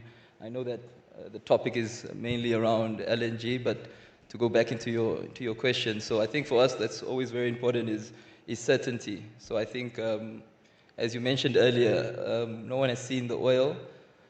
So I think for a start, it's to make sure that the gas is there. I think that's the most important part, and clearly it is there. But to monetize that, you need infrastructure. And for us to invest in infrastructure, it's very important to have sustainable product, gas, refined product, whichever you want to call it. So I think sustainability on product is important. For us to invest in infrastructure, we need strong offtake. So I think I see that I'm here with a strong off-taker, especially when we're talking about energy utilities. So having a very strong off-taker is definitely very key. And I think all together, from a private sector perspective, I think certainty with pricing, regulatory, legal framework is also something that's very important to really motivate investment. So I'd definitely like to just highlight the bankability. I think we had the banks here earlier. I think they made it very clear what they need to see, and I think from a local investment point of view, I think certainty around the supply, the product, and for us to invest in the infrastructure, it's very important to have very strong offtake. Thank you. Thank you, Miguel. Michelle, and apologies for the Nassan issue. So, Michelle, over to you. From an international project development perspective, what are the lessons from emerging gas and LNG markets should Namibia consider before committing significant capital into the subsector or sector of gas-related infrastructure? And before you get to the question, please just introduce yourself, what company you're from, and also maybe give us a bit of a background for 30 seconds, what you're mandated to do and what value you bring around the specific sector of gas. No problem. Thank you. Thank you. So I work for Exodus Group, and we were asked by NAMCOR to start to look at the gas monetization strategy for the country. So we've been invited here to speak on their behalf. I know that is something that is currently going through the company and up and through, and will be announced fully in due course. But I can talk about some elements of the strategy today. Okay. In answer to your question, I would say there's two elements to it. Firstly, build for the demand that you know that you have.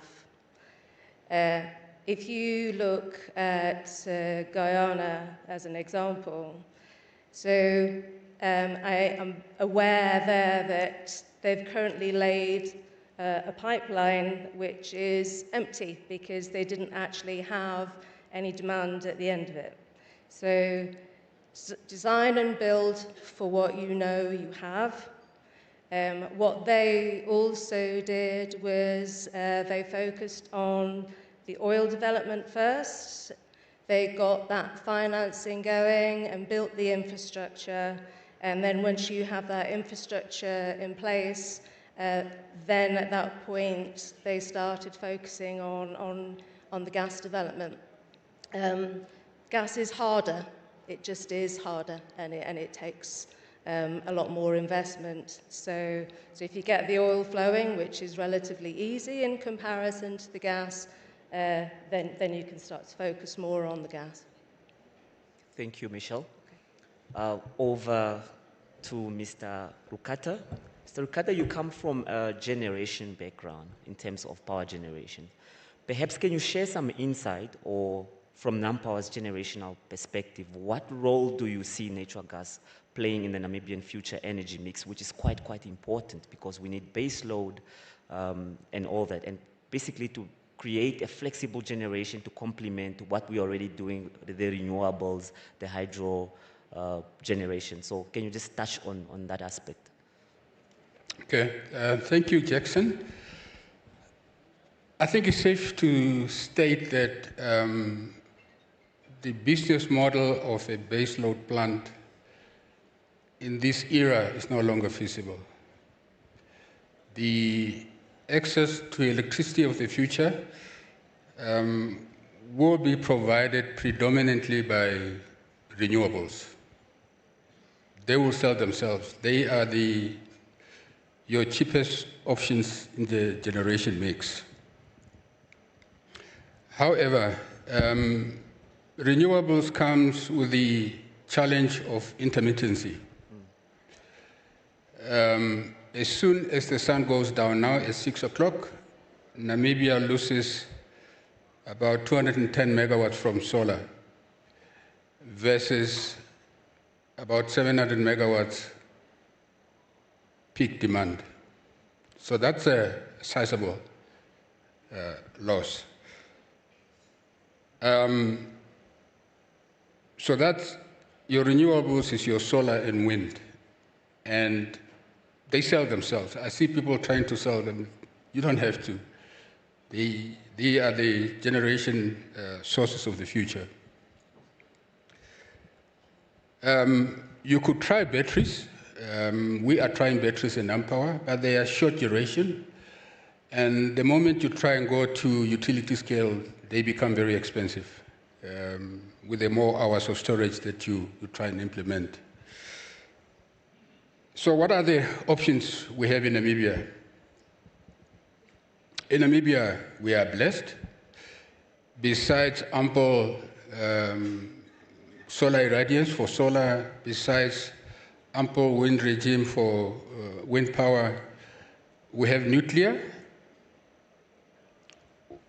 we have hydro, and we have gas.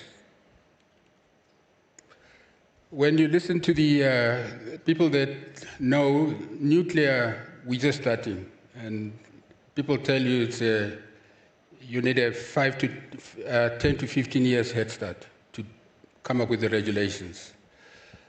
Hydro, we have a hydro project at Nampower through assisting government, Baines Hydro. It is taking very long. It's between the governments of Namibia and Angola. So what is a low-hanging fruit? It's gas. That's your low-hanging fruit. When you compare to the other two options, is capital investment-wise is your cheaper option. What you need for this flexible plant is quick start, quick ramp up, quick ramp down, so that it follows your wind and solar when they play up and down. Now,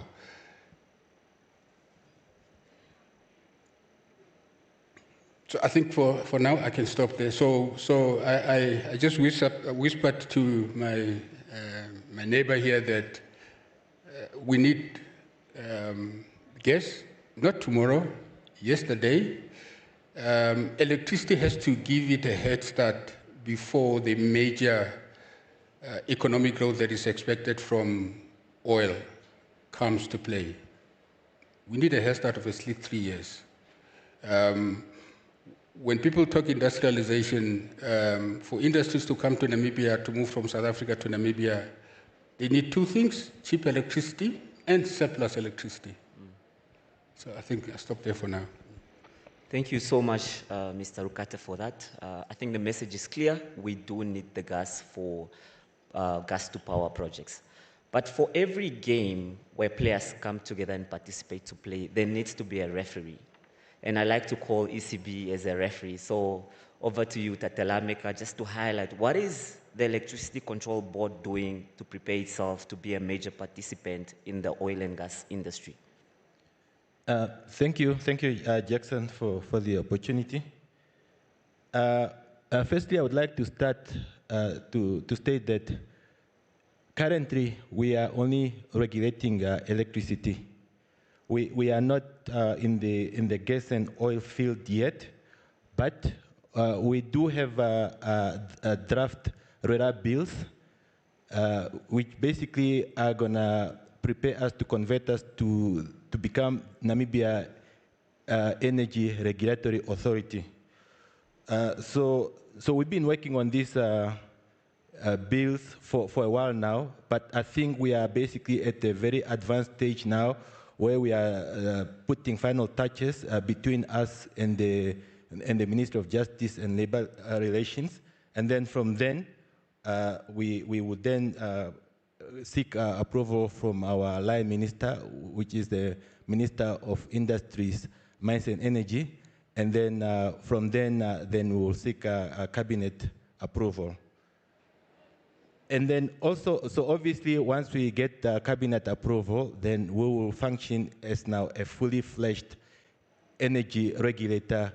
Basically now we'll be dealing with electricity and downstream gas and oil. Only the downstream, because upstream and midstream, it will be the upstream petroleum unit in the presidency. And then also, we are also now preparing for that role in a sense that a few years ago, we basically had also an approved structure that would also basically be dealing with the downstream petroleum and gas part of things.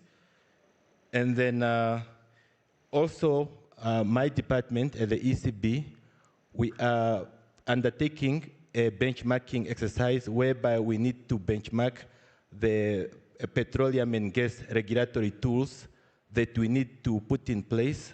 The regulatory tools that we need to put in place. So we need to see from our neighboring countries what regulatory tools they have in this regard, so that come maybe next year or so, we become the fully fledged energy regulator.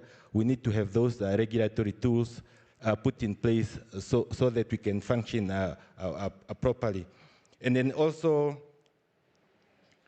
my substantial title, I'm Senior Manager, Electricity and Hydrocarbons. So we are already prepared to take over, to take up that role, and hence my substantial title is speaking to that as well. So with that, I submit for now. Thank you so much, Tatelameka. Miguel, back to you. But I really want to highlight that we have a very well-tailored panel here, because you coming from private sector, Michelle as well, and the other two colleagues are the policy owners. So I hope they are taking notes from your suggestions that you make today. So Miguel, how should Namibia balance the opportunity to monetize gas through international markets with the need to utilize it locally, because that's at the core of what we want to do first before we go to international markets, and for power generation, industrialization, as well as creating energy security? Okay, thank you for that, Jackson. So I think for one, we shouldn't choose one of the two. So I think first of all, exporting that gas internationally, getting foreign exchange, Millennium being a private company, it's bottom line driven. So I think it's very important to make sure that you get that foreign exchange and do your exports to the big buyers or to the players that are willing to pay the most. I think that's the first and foremost, most important thing.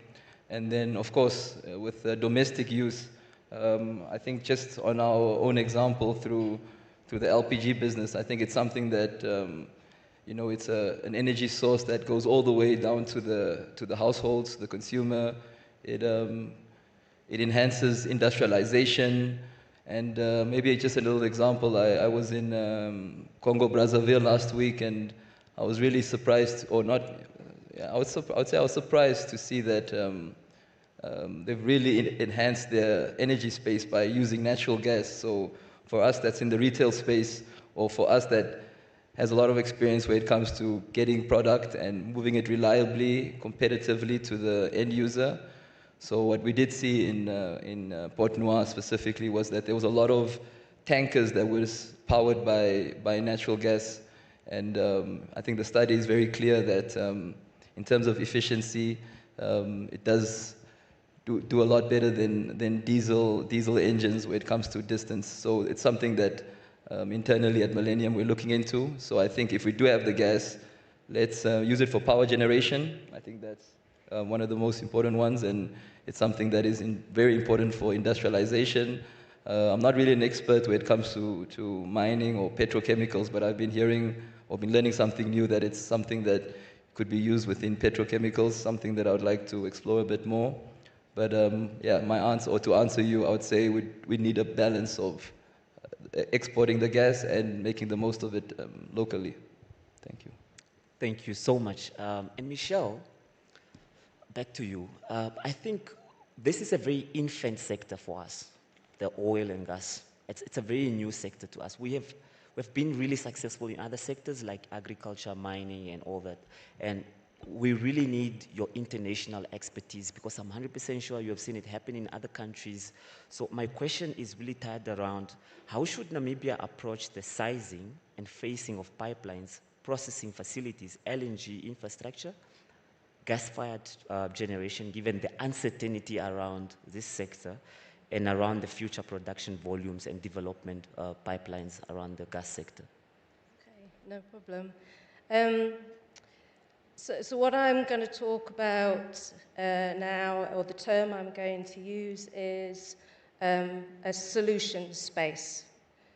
So we have uncertainty with the resources. Yes, we know some of the gas has been proven, but there's also, and if you go all the way up the coast, there's some drilling that hasn't been done yet. You know, there's some finds, but there could be so much more in the future. So you've got that down one side of your solution space. And then across the top is all the different ways that we could monetize that gas.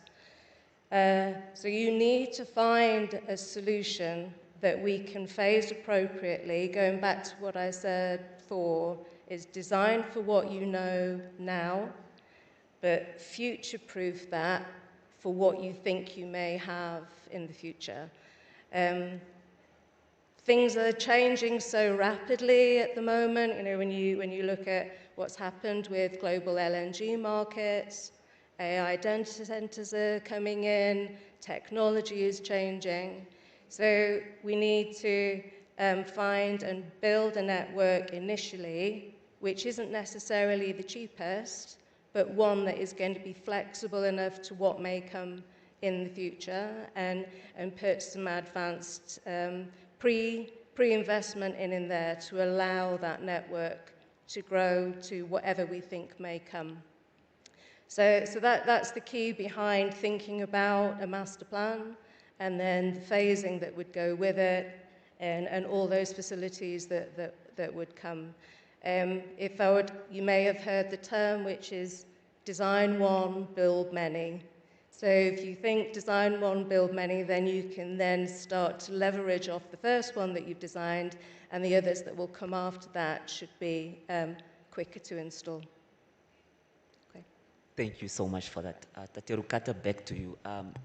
You highlighted we do lose quite a lot of power once the sun goes down, that renewable is not intermittent, it's intermittent. So if, hypothetically speaking, commercial available domestic gas were available today, what would Namibia require in terms of price, reliability, supply security, as well as contractual agreements before making a long-term commitment to gas-fired generation? I think what we need is, there are two things that happens when you're working on a power plant.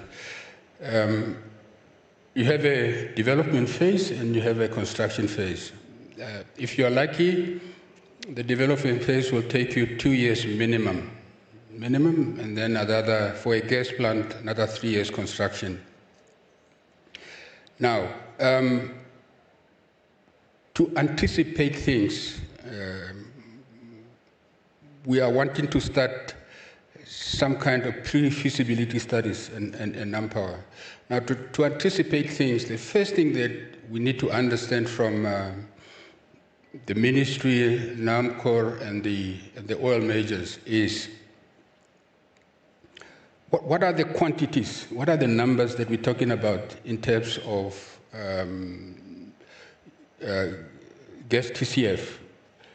If you understand those numbers, then say is about 5 TCF, you know already there's going to have to be LNG regasification, say in Lüderitz. Now, that will make life easier for us to do the pre-feasibilities, because then you know there will come a pipeline to, say, Elizabeth Bay, and we can just tee off from there. I know people are talking about either pipeline or floating LNG, that complicates matters. So you can't anticipate, you can't pre-guess what is likely to happen. So I think the first thing that we need is, would it be a pipeline, would it be what? A pipeline would make it easier for us to tee off, take the gas to the power plant. Now when the gas comes, assuming it's coming to Lüderitz, it needs to be processed, it needs to be cleaned up to remove condensate, and then we receive dry gas at the power plant gate, and then we fire the plant. So basically, the other thing that we need is, we need to anticipate the price. People talk about domestic gas.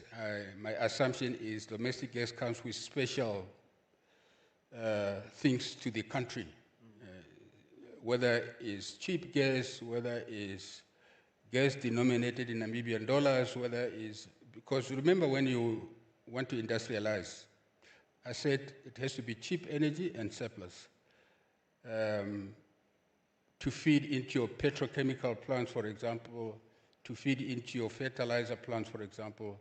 So we need all these things. We need to anticipate the price. Contractually also, whether it's take or pay or not take or pay, so we need to also understand what is coming with the supply. Thank you. Tate Lameka, back to you from a referee's perspective. Is Namibia's current regulatory architecture sufficiently prepared to support the development and making the sector commercial? And, or do you believe that there is still some critical gaps that we are facing and that actually need to be addressed? And can you highlight some of those critical gaps if you think there are some currently that needs to be addressed? Thank you for the question. We are hard at work to finalize two critical regulatory tools pertaining to gas. And they are, the first one is the downstream gas bill, which is really a legal and regulatory framework for downstream gas. And then the second one is liquefied petroleum gas, LPG in short, the rules, which really contains licensing rules for gas activities. So now we are actually planning to have stakeholder workshops. On the 3rd of September, it's going to be for the gas bill. And then on the 4th of September is the LPG rules. And I mean, the participants are here, the stakeholders are here. We would actually issue out a public notice so that, because we want to seek as much stakeholder inputs as possible so that we can basically have robust regulatory tools. And then obviously with your inputs and your participation, we can close any potential loopholes or hindrances that can prevent making these regulatory tools impactful. I thank you. Thank you so much. I think the critical role of government, and I would refer NAMPOWER as government as well because it is a SOE and also ECB, is to really create that conducive environment for private sector to really thrive, right? And private sector is at the core of the job creations because I strongly believe if we have to tackle the unemployment, which is a very scary number, we need private sector to really get into those doors. And the likes of ECB really should create that platform. So I submit Tatelamika, that was a very good point. Back to you, Miguel. Given that the gas monetization requires significant infrastructure investment, how should Namibia allocate infrastructure risk? Because it's quite a challenge between who really takes on what risk and in terms between government and private sector. So, and producers, utilities, private investors, and what financing models do you believe is most realistic when it comes to these issues? Thanks for that, Jackson. So I think with the risk, everybody should take the risk that they can manage. I think that's what's very important. We can talk a lot about public-private partnerships, but I think maybe the simplest way to say is we should all just pretty much stay in our lane. And when I say stay in our lane is let the producers take that risk, let the transporters or the people on or downstream players like ourselves that are involved in storage, retail, distribution. So I think you should have some sort of blended finance structure with the commercial banks, with the development banks, with private capital. I think that's very important, and for government to make sure that we do use a lot of the private capital. So I think generally sharing infrastructure risk, so mainly in the downstream space, I would say that pipelines, storage facilities, these are all infrastructure that is there's co-investment that is being done, and everybody can make use of the infrastructure that there is. So I think to me, or what I would, my main comment on that is it should be shared within all the players, and it should not just be one player. So I would not want, for example, a BW to get involved in the retail space or in the wholesale space. So I think they should manage that risk in terms of getting the gas or oil out of the ground, and then let the other players, or I would say more of the local players, can get involved in the infrastructure, making sure that this gas is utilized and gets to the end user. So I would look at it as a shared risk from all the parties. Thank you. Thank you. And Michelle, over to you. We've heard from Tatilamika that they are currently busy setting up some frameworks to guide the sector. So perhaps from your experience, how can Namibia design its gas infrastructure today so that it remains economically relevant as the electricity system increases renewable energy, hydrogen, and other low carbon technologies? Could you perhaps share some light on that? You don't, I think you've already said, you don't need to think of them as having to be separate. They complement one another. We were discussing in the room before we came out, there's already been instances in Europe recently where there's been so much investment in renewables that there's actually been problems with the grid and instability with the grid. Spain actually lost power and had to purchase it from France.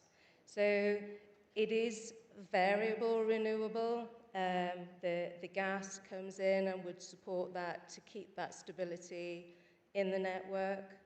And then when you design further out, there are so many different types of decarbonisation type technologies that we can design into your LNG plant. So I don't think you need to think of gas as being something that is counter to the renewables, but complementary to the renewables.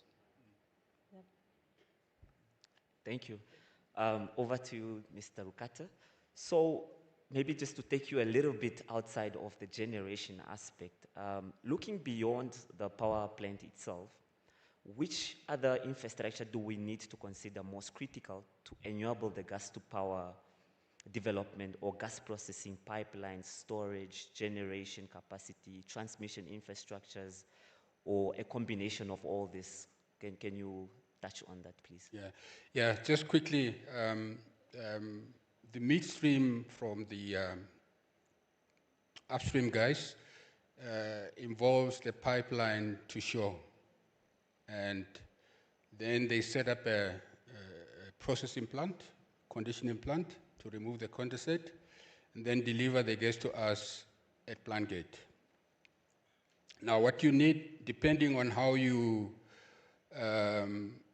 operate the power plant, obviously, as I said, it will be a flexible operation, flexible plant. So it's on and off. So we will need to decide whether there will be a onshore storage or a slightly bigger pipeline so that it can facilitate for the variation in gas demand. So you will need onshore storage. And then we don't have enough transmission lines from Luderitz, if it's Luderitz or Ranyemond. So they're going to have to be a 400 kV line. The idea, we are involved with the Southern African Power Pool Generation and Transmission Master Plan. Namibia is focused to hit 1,000 peak capacity in 2030 and 1,300 megawatt peak capacity in 2040. So normally we say renewable to flexible plants should be 1-to-1. I think it's a little bit bigger. So we are planning to start with 475, and with that, if you are to ask for money from investors, they will always insist on what they call N-1, so two 400 kV lines from Luderitz to Obib. So those are the associated infrastructure that you will need to set up such a plant. Thank you so much. Tatelamika, how can yourself as a regulator find the balance that needs to protect consumers, as well as protect yourself as well, and maintain an affordable energy with the returns required to attract private investment into major gas projects and electricity projects? So the question is really tied around how do you find that balance between protecting yourself and also making sure that it attracts private sector investment? Thank you. There is definitely a need to protect consumers. Even now, with electricity, we actually do that already. But firstly, maybe before the consumers get to us, we always encourage them to exhaust all possible avenue with their service providers. Only if they do not find joy in settling issues with their service providers, then they can come to us. So we do have an online portal on our website whereby customers can lodge their complaints. Even when we take over the downstream gas matter, we would still continue with the same approach. Now, when it comes to private investment into major projects, we always advocate them to be procured competitively, because if they are procured competitively, then only that way we will make sure that we get the best price out of the process. And then also we believe with the established regulatory framework in place, and what we are also busy finalizing, trying to finalize, we really believe that we have set up the environment such that it's conducive enough for private investment. Thank you. Miguel, back to you.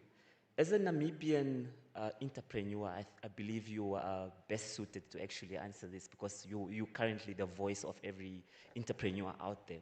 What would meaningful Namibian participation in the gas value chain look like to you, particularly when it comes to local companies, entrepreneurs, skills development, and a broader economic value creation?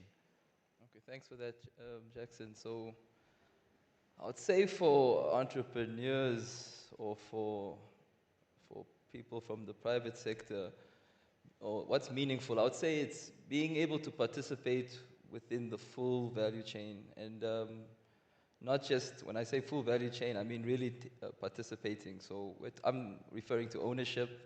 I think as much as I know there's a lot of talk around employment, etc., it's something very specific to Millennium, I would say, is that we want to make sure that we own the value chain. And I would love to see, and what I say is meaningful, is ownership. I think to cut it really short, is really owning in terms of equity. And I think the biggest challenge that I would say in terms of, it's a very simple, easy thing to say, I should own equity, etc. I think access to capital is probably the biggest challenge.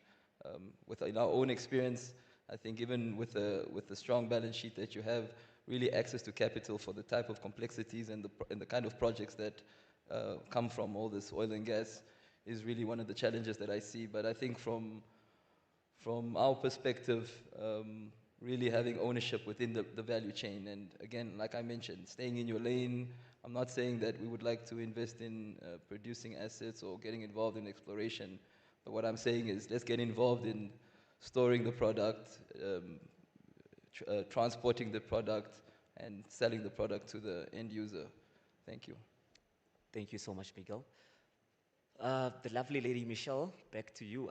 And I hope that Telameka would take note as you answer the next question, because if you were advising Namibia at this stage in developing the gas journey for the country, what is that single decision that we could do to most reduce the technical and commercial risk when it comes to the gas monetization?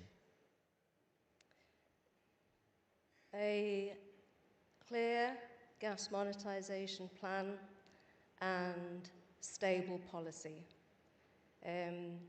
Operators, investors, we can cope with technical risk. It's something that we're trained to do. But commercial risk is what causes, I would say, issues with people wanting to invest. They need to know that it's stable and that they can proceed with confidence. So that would be my main advice, stability. Thank you. I hope that Telameka took note of that. Tete Rukata, back to you. Given the rapid expansion of renewable energy that's currently influencing your grid as NamPower, how should Namibia design the gas-fired generation, associated infrastructures, like you highlight the transmission lines, today to minimize the risk of creating stranded assets in the future? Look, the gas plant is coming in to assist balancing out the intermittency of from the renewables. That's really the purpose why we need this plant. Now, you try, on an ideal basis, you would have stood up and say, oh, okay, every renewable should come up with a backup battery. It'll be very expensive. So what you try and do is you try and focus, anticipate the load growth, the growth of the renewables, and then the thing with gas plants is they're modular.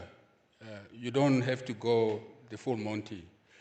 So you can add units as and when you focus the renewables to come into play. So I think with that, with consultations with the role players, I think we will get it right. We will never have a situation whereby we build big things and they become stranded assets. No. Yeah. So you can modularize them, yeah. I like the sound of that. It really gives the investors in the room some sort of cushion and confidence to say we will definitely get it right. So invest, your assets will not be stranded in the future. You've heard it from Mr. Rukata.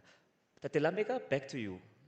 What regulatory decisions and legislation development or policy milestones that need to be prioritized by the country that wants gas to power and other gas-related projects to reach financial closure within the next few years? Thank you for the question. We do have a National Integrated Resource Plan, NRP in short. We have it in place. So the Ministry of Industries, Mines and Energy is busy reviewing the plan. And us as the ECB, also NamPower, we are key stakeholder in that process. And now, as Mr. Rukata also alluded to, we are in dire need of a base load power plant, and definitely a gas to power station is an ideal candidate for that process.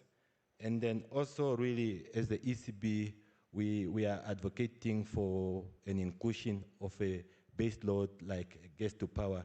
It's a matter of fact, it's, if there's something that keeps us awake at night, is sort of a lack of a base load power plant. So we really need to, with all this industrial development, we need to develop one as a matter of agency. Thank you. Thank you so much. I think just to give 2 minutes maximum to each one of you, just to wrap up for me the session and really touch on the following question. It's one question for all of you. So just 2 minutes just to wrap that up. Looking 5 years ahead from now, what needs to happen for us to say Namibia has successfully monetized the gas resources, and that has translated into meaningful energy security, industrialization, and economic value? Who wants to go first? Or should I repeat the question again? Go again. No, I think for me, in a few words, is the focus is on oil development. We desperately need to understand what is going to happen to the gas development. We need the gas desperately. To the extent that we are also trying to look, starting with LNG initially and things like that, domestic gas is the priority. However, as I said earlier, surplus energy needs to be there 3 years ahead of the anticipated growth. So we really need this discussion on the gas development.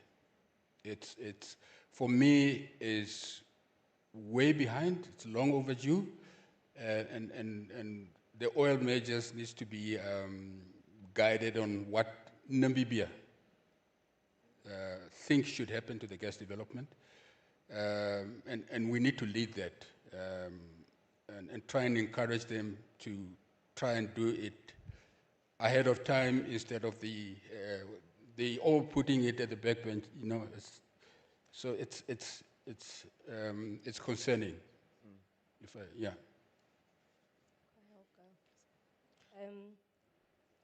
I hear what you're saying.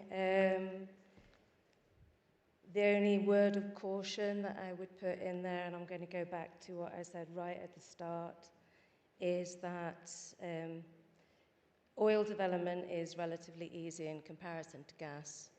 So I would hope that they've allowed the oil to go before the gas, because if you push the gas too hard too soon, you may end up delaying both.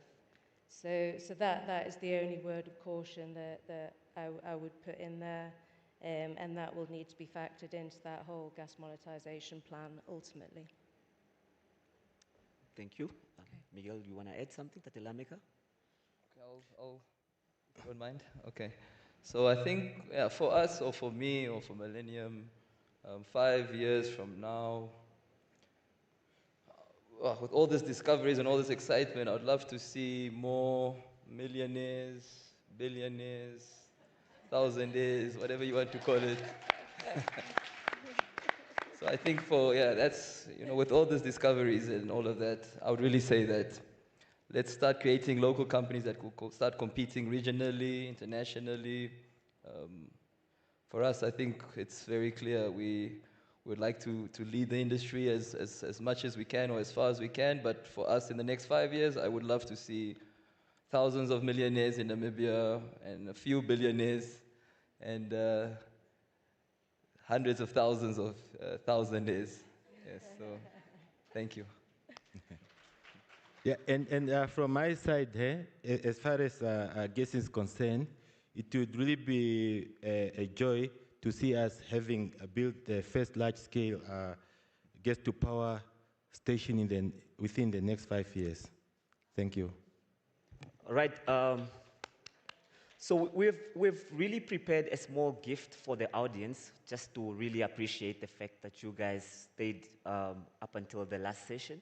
So if you look under your seat, there is an envelope with money. Ash. Dr. Clemens was the first to do this.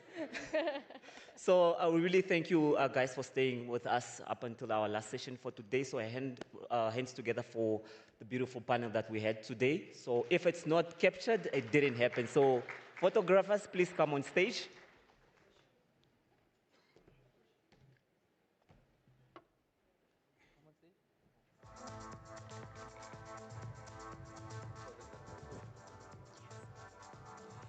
Thank you so much for that enriching discussion. I'm going to ask Dr. Clemens von Dordere to do the handover of the gifts. Our resident representative of the Hans Seidel Foundation Namibian co-host, that's right, co-host partner, to do the handover of the gifts, and then we'll take a photo.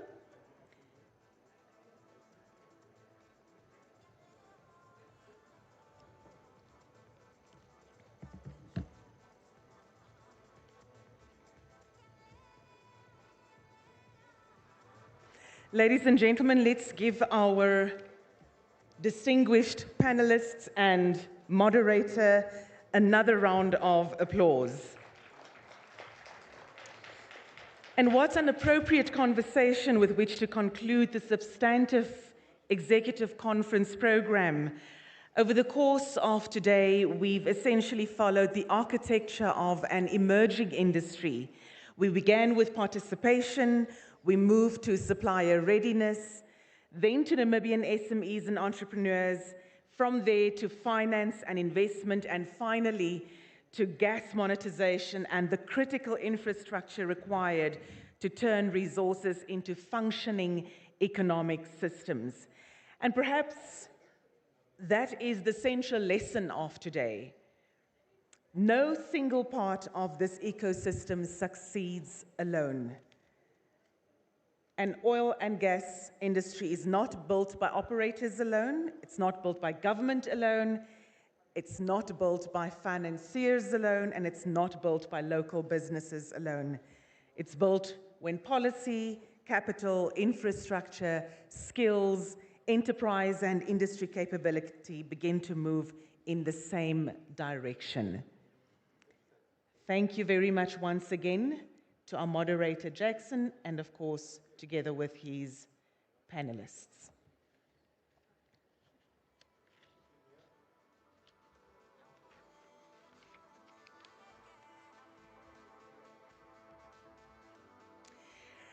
Ladies and gentlemen, we have now reached the final stretch of the Namibia Oil and Gas Conference and Exhibition 2026. Over the past 3 days, the conversations have moved well beyond the excitement of discovery.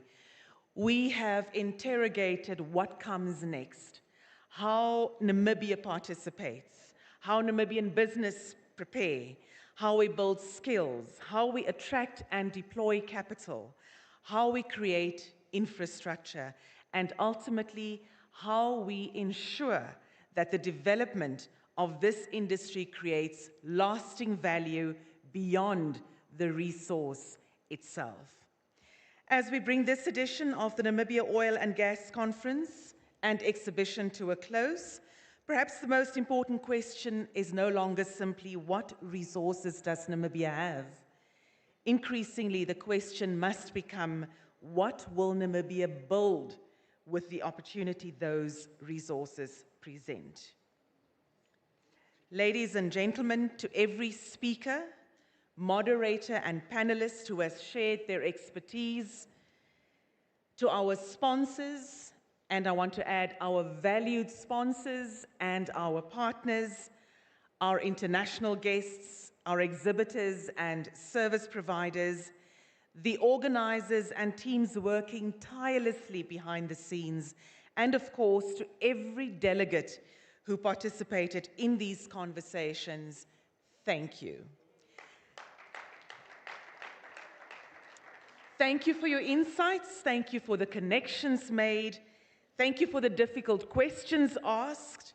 I will not forget the young lady who addressed us I think she was one of the last speakers. Some tough questions that were asked. And thank you for contributing to a conversation that is ultimately about the economic future of Namibia. Clemens, it looks, now you're taking my role over. You're getting closer and closer to me.